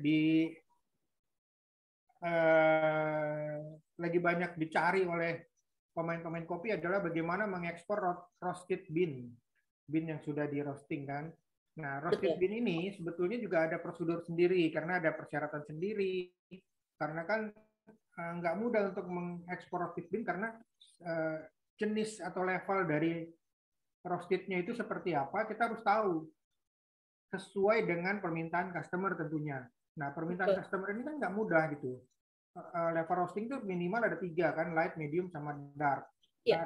Padahal setelah di roasting sama seperti buah kita harus mengekspor kualitas yang mungkin kan kalau buah kan yang sekian hari lagi matang misalnya gitu kan. Roasted bean juga. Roasted bean kalau disimpannya nggak dengan dikemas di vakum dengan nitro itu biasanya sekian minggu, sekian bulan itu berubah rasanya, terutama yang roasted. Dan itu sudah kejadian di Amerika, bahkan ada salah satu, bahkan dia udah dapat izin FDA dari Amerika. Sampai sana katanya sampai sekarang belum dibayar karena dengan alasan reject gitu. Oh, ini kurang bagus, ini kualitas kurang bagus dan sebagainya. Sehingga dia mendapat kesulitan juga ketika barang itu udah diterima di sana, udah tiba, tapi tidak di-accept gitu. Itu yang bahaya. Kenapa? Karena ya macam-macam alasan kan. Mungkin Mbak Mergi juga udah banyak mengalami reject yang tadi yang batasnya 5%. Tapi kalau kopi, kalau di reject itu semua semua di reject itu bahaya sekali. Eksportir bisa rugi ratusan juta untuk satu kali pengirimannya. Itu cerita saya tentang ekspor kopi roasted bean. Tapi bukan berarti tidak ada peluang. Roasted bean itu masih dikejar terus peluangnya oleh teman-teman pemain kopi. Termasuk saya mungkin. Saya akan mengejar juga. Barangkali nanti ada peluang bahwa bisa join kerjasama sama Java Press juga saya nggak tahu. Tapi itu salah satu peluang juga roasted bean. Karena saya juga pernah kenal pemain ekspor di Jakarta waktu itu ya, di Cilandak dekat rumah Pak Winoto. Mereka mengekspor aneka produk, bahkan dari Indomie sampai biji bumbu pecel itu ada yang diekspor ke Amerika, ke Australia. Satu kontainer itu isinya aneka produk Indonesia gitu, yang disuplai untuk restoran-restoran Indonesia, tapi di-pool juga di supermarket. Apakah Mbak Mergi nggak mengarah ke sana? Aneka produk, hanya khusus buah-buahan satu kali. Oke, kalau sekarang memang kita masih fokusnya ke buah-buahan, Pak, gitu. Karena balik lagi sebenarnya ke karakter buyer kita juga. Kebetulan buyer kita yang saat ini kita jalin relasinya itu, memang mereka juga fokusnya di buah-buahan seperti itu. Jadi mereka nggak masuk ke olahan, bahkan mungkin nggak terlalu ke sayur gitu. Bahkan sayur aja nggak gitu, seperti itu gitu. Jadi kalau kita memang sekarang lebih fokusnya itu ke assortment. Jadi mengembangkan assortment dari si buah-buahan tersebut seperti itu. Selain itu memang kalau kopi kan juga ada izin khususnya lagi ya gitu, yang sekarang kita belum apply seperti itu karena belum ada kebutuhannya seperti itu. Inatrade juga ya kita dulu sempat coba gitu kan, tapi ya sampai sekarang apalagi masa pandemi gitu nggak keluar gitu kan. Ya mungkin nanti ketika misalnya ada demand, kita mungkin geraknya based on demand sih, Pak. Ya, oke. Nah ini ada pertanyaan lagi nih, Mas Agus tadi informasi tambahan, dia kantor di Semarang, kebun aneka buah Plantera di Kendal. Timur ini nanti mungkin bisa kontak langsung ya, Mas. Siap nanti kalau lagi keliling. Ya. Nah, terus ini Mas Josi, apa isu lalat buah seperti apa sekarang yang membuat pisang atu, apa tuh maksud itu? Nah, dan Indonesia katanya kalah, apa betul itu? Oke, baik. Isu lalat buah itu masih menjadi satu momok ya untuk buah-buah yang datang dari Indonesia kalau kita bilang seperti itu.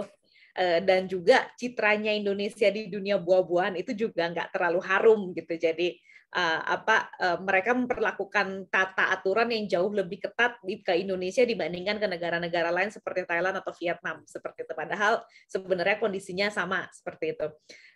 Kalau lalat buah sendiri kita mengalami secara spesifik itu di Salak seperti itu. Mulai dari beberapa tahun yang lalu mereka kemudian mulai melakukan satu sistem ini ya, pencegahan, karena kalau Salak itu kebunnya udah lumayan rapih, jadi lebih mudah lah untuk petaninya itu untuk kontrol, lalu kemudian diberikan penyuluhan, pencegahan seperti itu. Sekarang sih sudah jauh berkurang seperti itu, tapi tidak bisa dibilang hilang 100%. Artinya tetap kuncinya adalah balik lagi ke sortasi, bagaimana kita tetap ketat untuk memastikan tidak ada lalat buah yang lolos itu seperti itu. Karena kuncinya sebenarnya kalau di situ sortasi. Dulu kita pernah konsultasi ke Jepang ya, waktu itu mereka pernah mengalami isu lalat buah seperti itu. Negara seperti Jepang yang sangat disiplin, yang buahnya, yang mereka bisa bikin buah semangka itu 1 kilonya 1 juta dan sebagainya itu, untuk mengatasi lalat buah itu mereka butuh 4 tahun. Itu luar biasa sekali disiplinnya, betul-betul rapi sekali penanganannya, terkontrol dan sebagainya. Jadi memang ini masih menjadi salah satu tantangan buat Indonesia. Tapi bukan cuma sebenarnya buat Indonesia, Australia juga sebenarnya menghadapi tantangan lalat buah. Thailand ya sebenarnya ada masalah lalat buah gitu. Hampir semua tempat itu sebenarnya punya masalah lalat buah. Hanya balik lagi kita sortasinya itu bisa seketat apa, dan di negara tujuan itu citranya Indonesia itu seperti apa. Kalau misalnya mereka ngerasa wah Indonesia endemi nih gitu, udahlah tutup aja lah gitu. Kita pokoknya kita nggak ambil risiko sama sekali, ya akhirnya kan kita sama sekali nggak bisa berdebat di situ. Kalau untuk pisang dan nanas, saya sendiri bukan eksportir pisang dan nanas seperti itu. Kita melihat kalau di Indonesia pemainnya sudah cukup besar, solid seperti itu, dan memang menggunakan metode yang menurut kita tepat untuk pisang dan nanas dari grupnya Sewu Segar ya, gitu, Giant Family seperti itu, Giant Pineapple, Sewu Segar, Sunpride dan sebagainya. Mereka sudah established, mereka sistemnya adalah perkebunan, terutama kalau saya lihat. Pisang memang ya setelah berbuah dihabisin lagi, dibibitin lagi, semua harus sama dan sebagainya, dan cukup berhasil di situ. Konsep kita kemitraan kalau untuk pisang yang bukan jenis Cavendish itu terlalu risky, kulitnya terlalu tipis, jadi kita nggak masuk ke sana. Tetapi kalau saya pernah dengar-dengar, sebenarnya kita banyak dikalahkan juga sama kebijakan sebenarnya. Sebagai salah satu contohnya, Cina itu adalah negara tujuan ekspor kita yang sangat besar sekali untuk buah-buahan. Konsumsinya juga luar biasa besar untuk di Cina. Tetapi sejauh ini kita hanya boleh mengekspor 4 jenis buah: manggis, salak, lengkeng, sama pisang. Nanas nggak masuk gitu. Padahal menurut saya bahwa sedengar-dengar saya GGF sih udah keluar-keluar banget nih, kapan ini nanas boleh masuk Cina seperti itu, karena pasarnya ya udah nggak kebuka aja seperti itu. Atau kebijakan importasi dari Indonesia yang masih menerapkan pajak yang salah satu yang paling bea impor yang paling tinggi di Eropa, khususnya untuk pisang. Sehingga secara harga itu menjadi tidak bersaing dengan pisang-pisang dari Amerika Latin. Mungkin juga terkait dengan kedekatan sejarah dan sebagainya. Tapi kan ya sebenarnya kalau mau ngomong kedekatan sejarah, ya Belanda kurang lama apa gitu kan ngejajah Indonesia gitu kan. Artinya kenapa justru negara-negara Amerika Latin yang bisa mempunyai kebijakan impor yang lebih baik. Ini yang salah satu yang sebenarnya kita sebagai sebagai pelaku ekspor itu cukup menyayangkan gitu, bahwa kebijakan diplomasi kita itu belum sampai ke situ tuh gitu, seperti itu. Apa yang sampai hari ini masih perlu kita berjuang. Kalau buat saya yang ngalahin tuh bukan alat buah, yang ngalahin tuh regulasi. Betul. Itu juga yang dialami oleh pemain lain, komunitas lain ya. Regulasi itu luar biasa yang harus punya tenaga besar untuk mengatasi. Oke, terima kasih.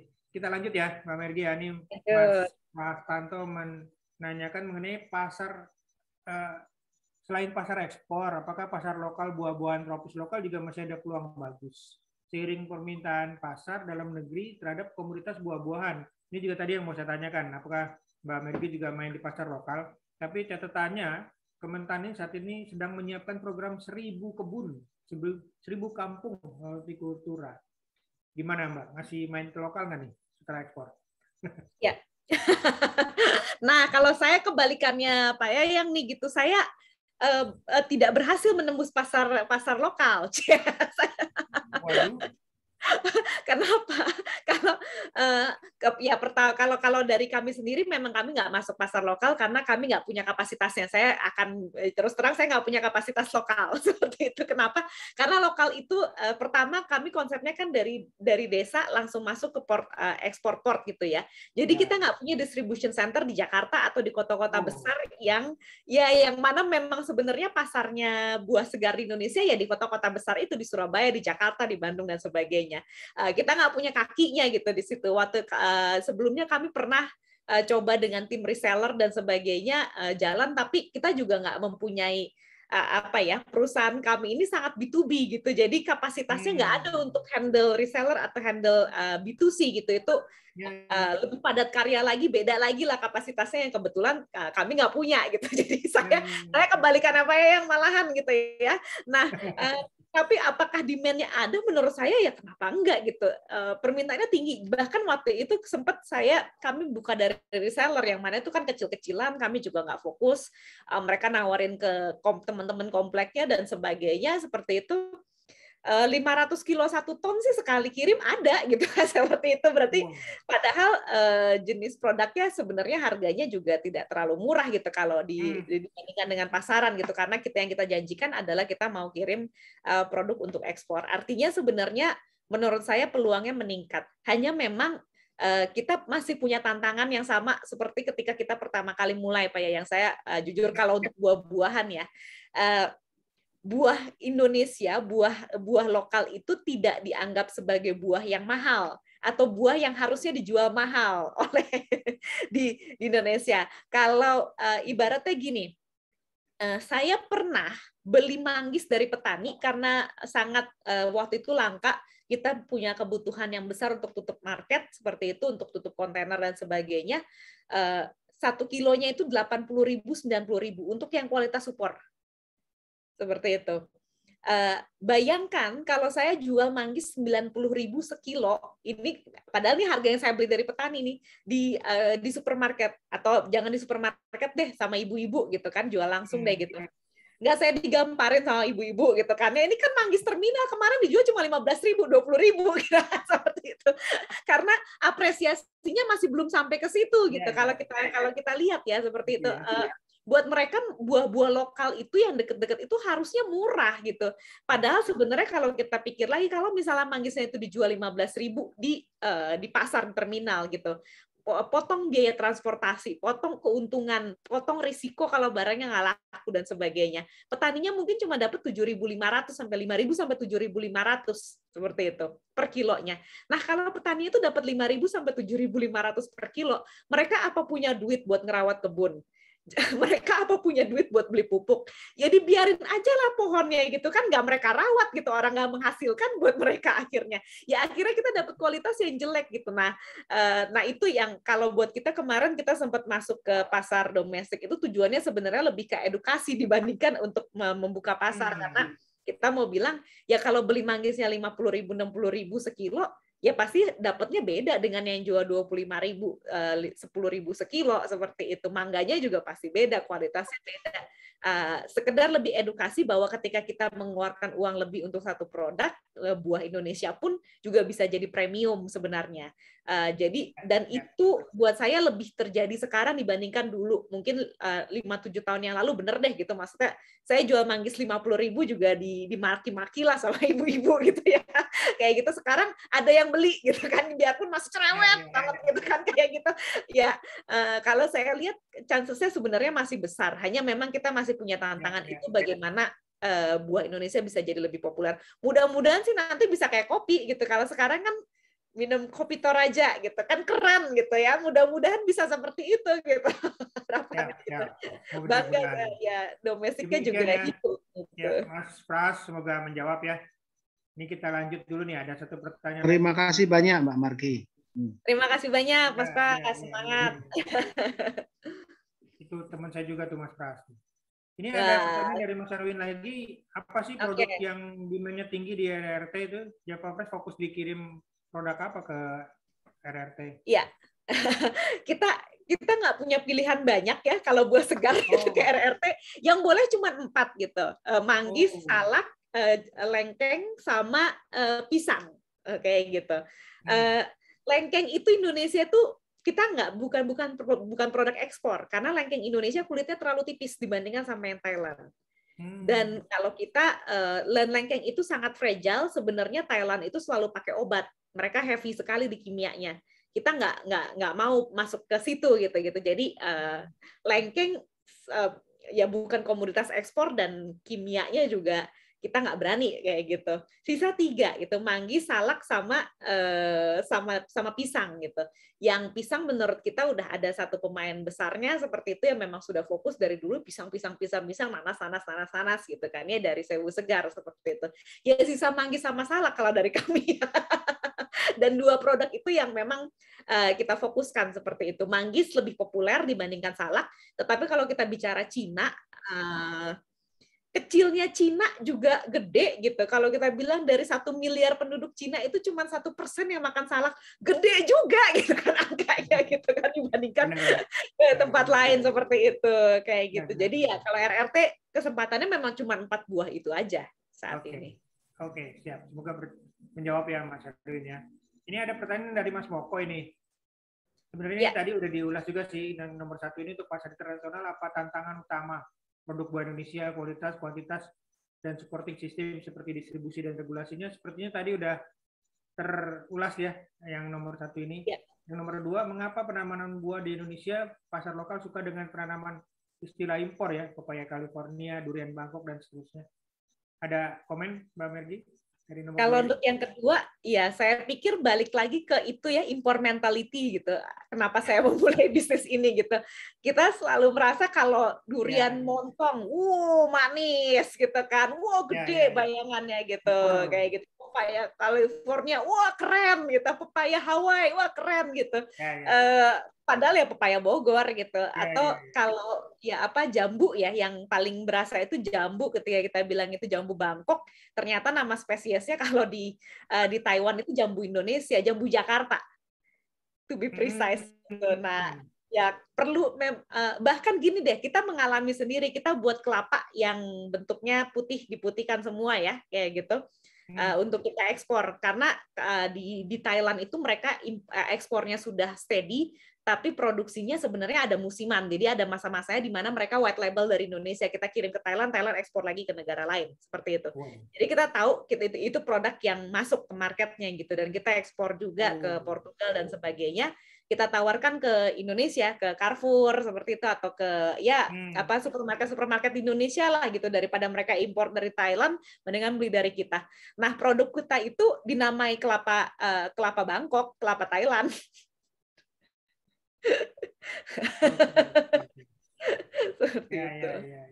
Paham. Apa mungkin ada yang mau ngomong langsung dulu nih, Mas Josi ada siap-siap mau ngomong atau gimana? Atau saya terusin pertanyaan dulu nih? Enggak ya, Mas Josi? Enggak ya? Oke, saya terusin dulu nih, ada pertanyaan di chat aja nih. Ya, lanjut. Strategi branding apa? Strategi branding untuk Mas Prahasanto ini di domestik atau di internasional? Di domestik, karena sebenarnya kan pasar buah kita banyak, tetapi tadi seperti yang kita obrolin barusan kan, orang pun untuk jualan produk pepaya Karida pun harus mengatakan ini pepaya Bangkok, ini kan padahal itu cuma buatan Parung, saya tahu kebunnya kok gitu. Tetapi gimana ini? Karena begini Mbak Margo, mohon maaf. Saya kan kebetulan saat ini sedang bekerja menyiapkan sebuah program untuk promosi branding pangan lokal. Salah satunya juga buah-buahan lokal, terutama untuk beberapa wilayah di Kalimantan Tengah, gitu loh. Kan kekayaannya luar biasa. Contoh sederhana aja, mohon maaf.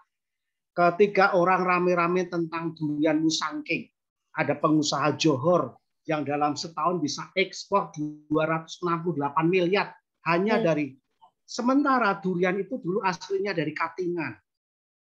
Dan Katingan rasanya lebih enak. Tetapi Katingan durian itu hanya dihargai 20.000 gitu. Padahal sumbernya melimpah. Ada 2-3 kampung yang kadang saya kunjungi, itu isinya semua durian. Istilahnya begitu. Tetapi mengapa harus pengusaha Johor yang menjadi terkenal? Dan mengapa yang ekspor yang terkenal sebagai pedagang durian terbesar di dunia adalah Alibaba. Yang 1 tahun menjual 1 juta buah durian ke seluruh dunia. Ini aja keprihatinan gitu loh. Jadi saya sedang merencanakan program bersama teman-teman dengan LPPM Untas Palangkaraya supaya kami bisa dari awal tuh strateginya pas gitu ya, dari pengalaman Mbak Margi dan teman-teman. Terima kasih. Iya, terima kasih. Ini kalau secara khusus dari kami ya, seperti itu ketika pengalaman kami ketika kami melakukan pengiriman domestik seperti itu, kami memang bergerak dengan pemikirannya pembeli kami di Indonesia bahwa impor lebih baik, luar negeri lebih baik daripada Indonesia. Jadi waktu itu yang memang kami tekankan sekali adalah Bapak Ibu beli buah yang dimakan sama seperti yang dimakan di Paris, seperti itu. Nah, jadi justru malah kita menekankan market yang sudah terbuka, yang sudah menerima buah Indonesia untuk jualan ke Indonesia gitu. Ironisnya ya seperti itu gitu. Jadi foto-foto kita tuh heavy dengan foto-foto buah Java Fresh di Carrefour Paris, dijualnya pakai euro gitu kan ya. Di mana pakai latar belakang Menara Eiffel. Akhirnya jadi seperti itu gitu, ironisnya itu yang kalau kita lakukan seperti itu. Tapi kalau saya juga memperhatikan sudah ada beberapa produk yang kelihatannya berhasil memenangkan pasar domestik justru dengan menonjolkan origin. Artinya kita nggak bilang kan kita mindsetnya impor nih gitu, tapi kita bilangnya impor dari luar Jawa atau impor dari luar Jakarta gitu, seperti itu. Di Jakarta waktu itu sempat ngetren durian Palu gitu. Nah itu harganya sebenarnya cukup mahal, seperti itu mereka janji itu origin Palu dengan spesifikasi rasa itu yang sangat jelas seperti itu. Nah, atau kemudian saya pernah waktu itu sempat hits itu alpukat soe, gitu ya, alpukat dari daerah soe seperti itu. Pokoknya alpukat yang bukan soe nggak mau, karena justru menekankan origin. Wah, ini dikirimnya pakai pesawat susah, pokoknya harus yang terbaik kayak gitu, kualitasnya juga A B C D E F G seperti itu. Nah, justru malah ketika menekankan origin itu ya kayak impor gitu ya, kayak barang impor gitu. Oh, dari Sulawesi, dari jauh dan sebagainya. Nah, lalu PR berikutnya kalau buat saya adalah jaga konsistensi, jaga standar. Kadang-kadang yang terjadi adalah setelah kemudian brandingnya bagus gitu, konsistensinya naik turun, sehingga kemudian pembeli yang di Jakarta jadi nggak ketemu lagi. Pokoknya begitu mereka dapat kualitas yang jelek, maka si origin itu malah akan diingat sebagai origin yang jelek. Seperti itu. Nah, dalam hal ini saya sebenarnya apresiasi apa yang dilakukan sama Thailand, sama Malaysia dengan Musang King atau montongnya. Sangat stabil, rasanya sangat stabil.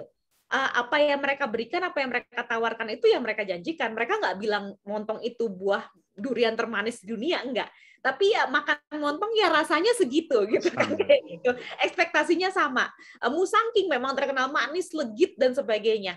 Tapi ya memang begitu, maksudnya kita makan Musang King dimanapun juga gitu, di seluruh dunia gitu. Sama rasanya seperti itu. Nah, itu yang mungkin jadi PR kita juga untuk konsistensi, untuk treat pasar domestik seperti kita memperlakukan pasar ekspor gitu. Kalau ibaratnya kalau ekspor itu kan kita nggak boleh ada room negosiasinya, tuh nggak boleh gitu ya. Begitu ada negosiasi ya barang bisa ditolak, dibakar karantina dan sebagainya. Kalau domestik kan nggak ada. Tapi sama nih gitu, ketika kualitasnya udahlah domestik turunin dikit. Nah, itu adalah masa di mana ketika kita mulai negosiasi pasarnya malah jadi hancur dan kecewa. Kalau buat saya di situ sih, Pak. Standar ya, tetap ya. Oke, tantang. Tapi menarik. Terima kasih banyak sarannya. Terima kasih. Mudah-mudahan. Yang dikomentari oleh Mas Moko itu, apresiasi lokal masih memprihatinkan ya. Iya betul. Tani akan makmur. Mas Josi bilang mengapa buah organik Indonesia kalah dengan produk Thailand yang heavy kimianya? Kalau buat saya sih, saya nggak ngerasa buah Indonesia itu kalah ya gitu.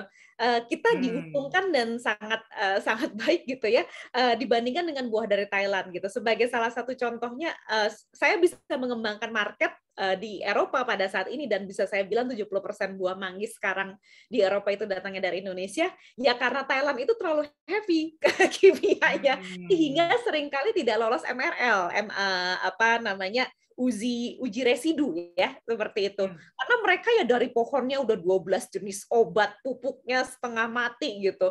Begitu masuk packing house dikasih lagi obat kimianya, baunya udah kayak bau bensin gitu.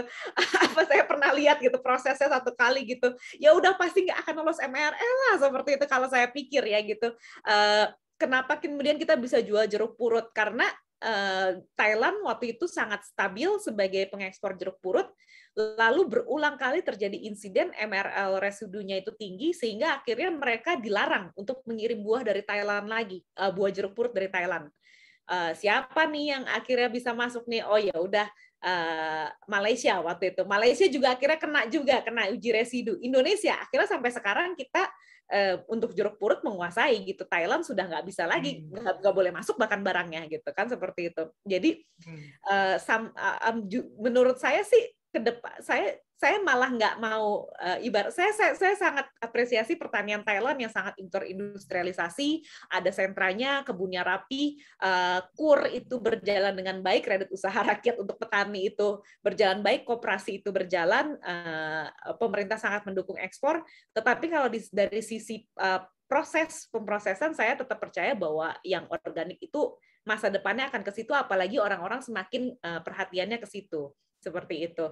Nah, tantangannya adalah bagaimana buah kita yang organik, yang nggak pakai obat, itu bisa tampil secantik yang dari Thailand yang pakai obat. Itu tantangannya sebenarnya gitu.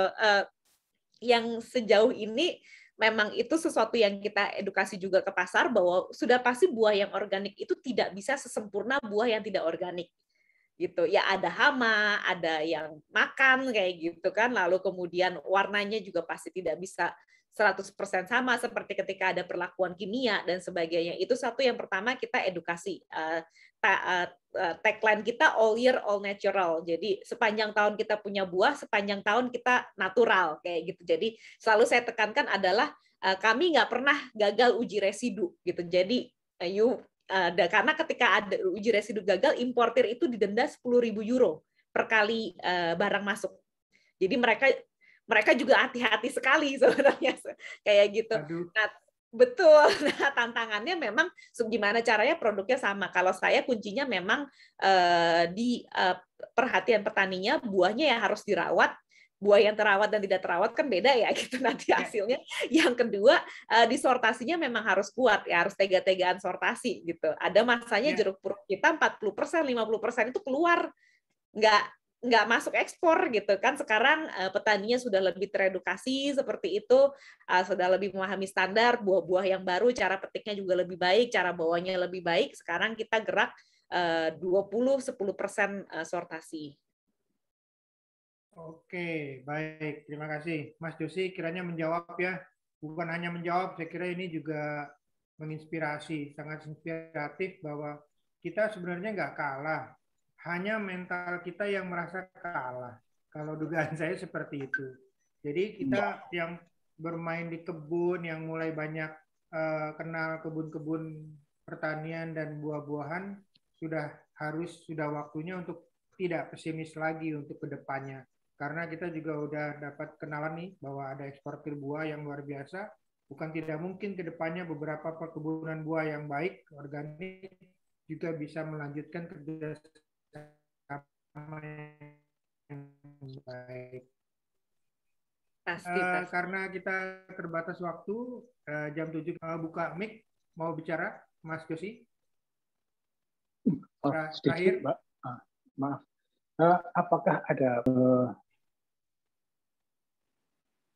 perlakuan yang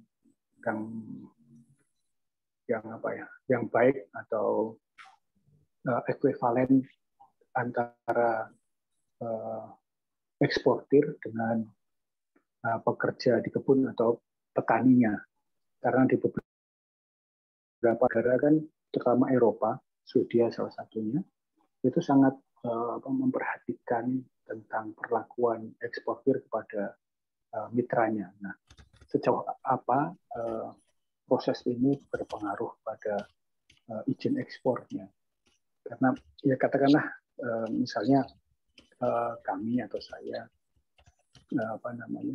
posisinya sebagai buyer dari petani-petani, entah petani kopi atau apa. Yeah. Nah, yang bernegosiasi kami, tetapi saat ini ada beberapa negara yang kemudian mempersoalkan bagaimana saya memperlakukan petani, apakah setara atau seperti apa. Sejauh apa itu berpengaruh, Mbak? Terima kasih. Ya, terima kasih banyak Pak Josi pertanyaannya.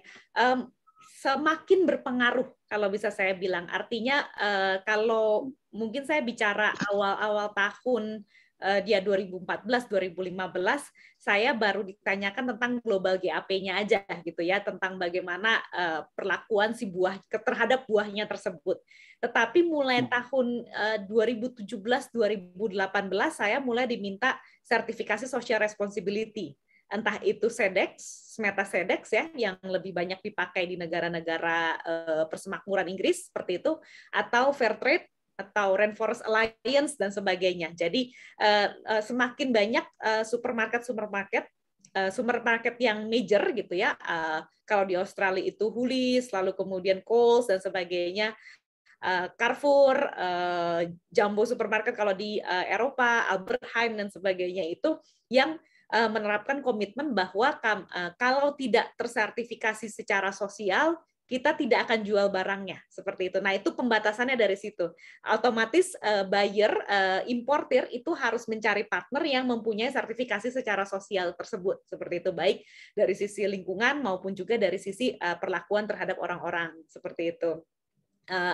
Semakin berpengaruh dan kelihatannya ke depannya akan lebih-lebih lagi berpengaruh seperti itu gitu. Jadi kalau buat saya sih it's investasi yang cukup baik gitu untuk kemudian minimal kalau buat saya kemarin ini adalah oke, saya belum siap sertifikasinya, waktu itu belum ada permintaannya, saya ambil dulu materinya gitu, lalu saya cocokkan dengan praktik di lapangan itu seperti apa, seberapa jauh saya bisa sesuai. Jadi biarpun saya belum tersertifikasi, saya sudah menerapkan standar kesejahteraan atau perdagangan yang adil tersebut seperti itu. Sehingga ketika sertifikasi saya jauh lebih mudah untuk memenuhi persyaratan atau bisa jadi member itu. Kurang lebih begitu, Pak Yosi.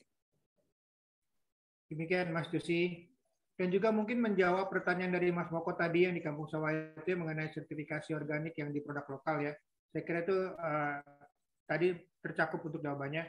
Dan saya juga karena waktu yang terbatas, kita harus sudah selesai.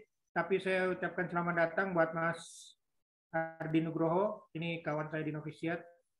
Ini juga main di pertanian, tapi mungkin nanti coba hubungin Mas Abdi untuk minta recording dari pertemuan kita kali ini, barangkali ada yang bisa berguna. Ini Mas Ardi setahu saya juga punya perkebunan di Jawa Tengah dan juga lumayan besar. Selamat jumpa Mas Ardi, tapi karena waktu kita sudah habis, jadi kita langsung mau selesaikan dulu acara kita. Saya tidak bikin resume, tapi karena memang pembicaraan kita sedemikian luas, panjang, lebar, dan luar biasa wawasan yang kita dapat, saya hanya bisa bilang terima kasih banyak Mbak Mergi untuk semua ilmu-ilmunya dan knowledge-nya.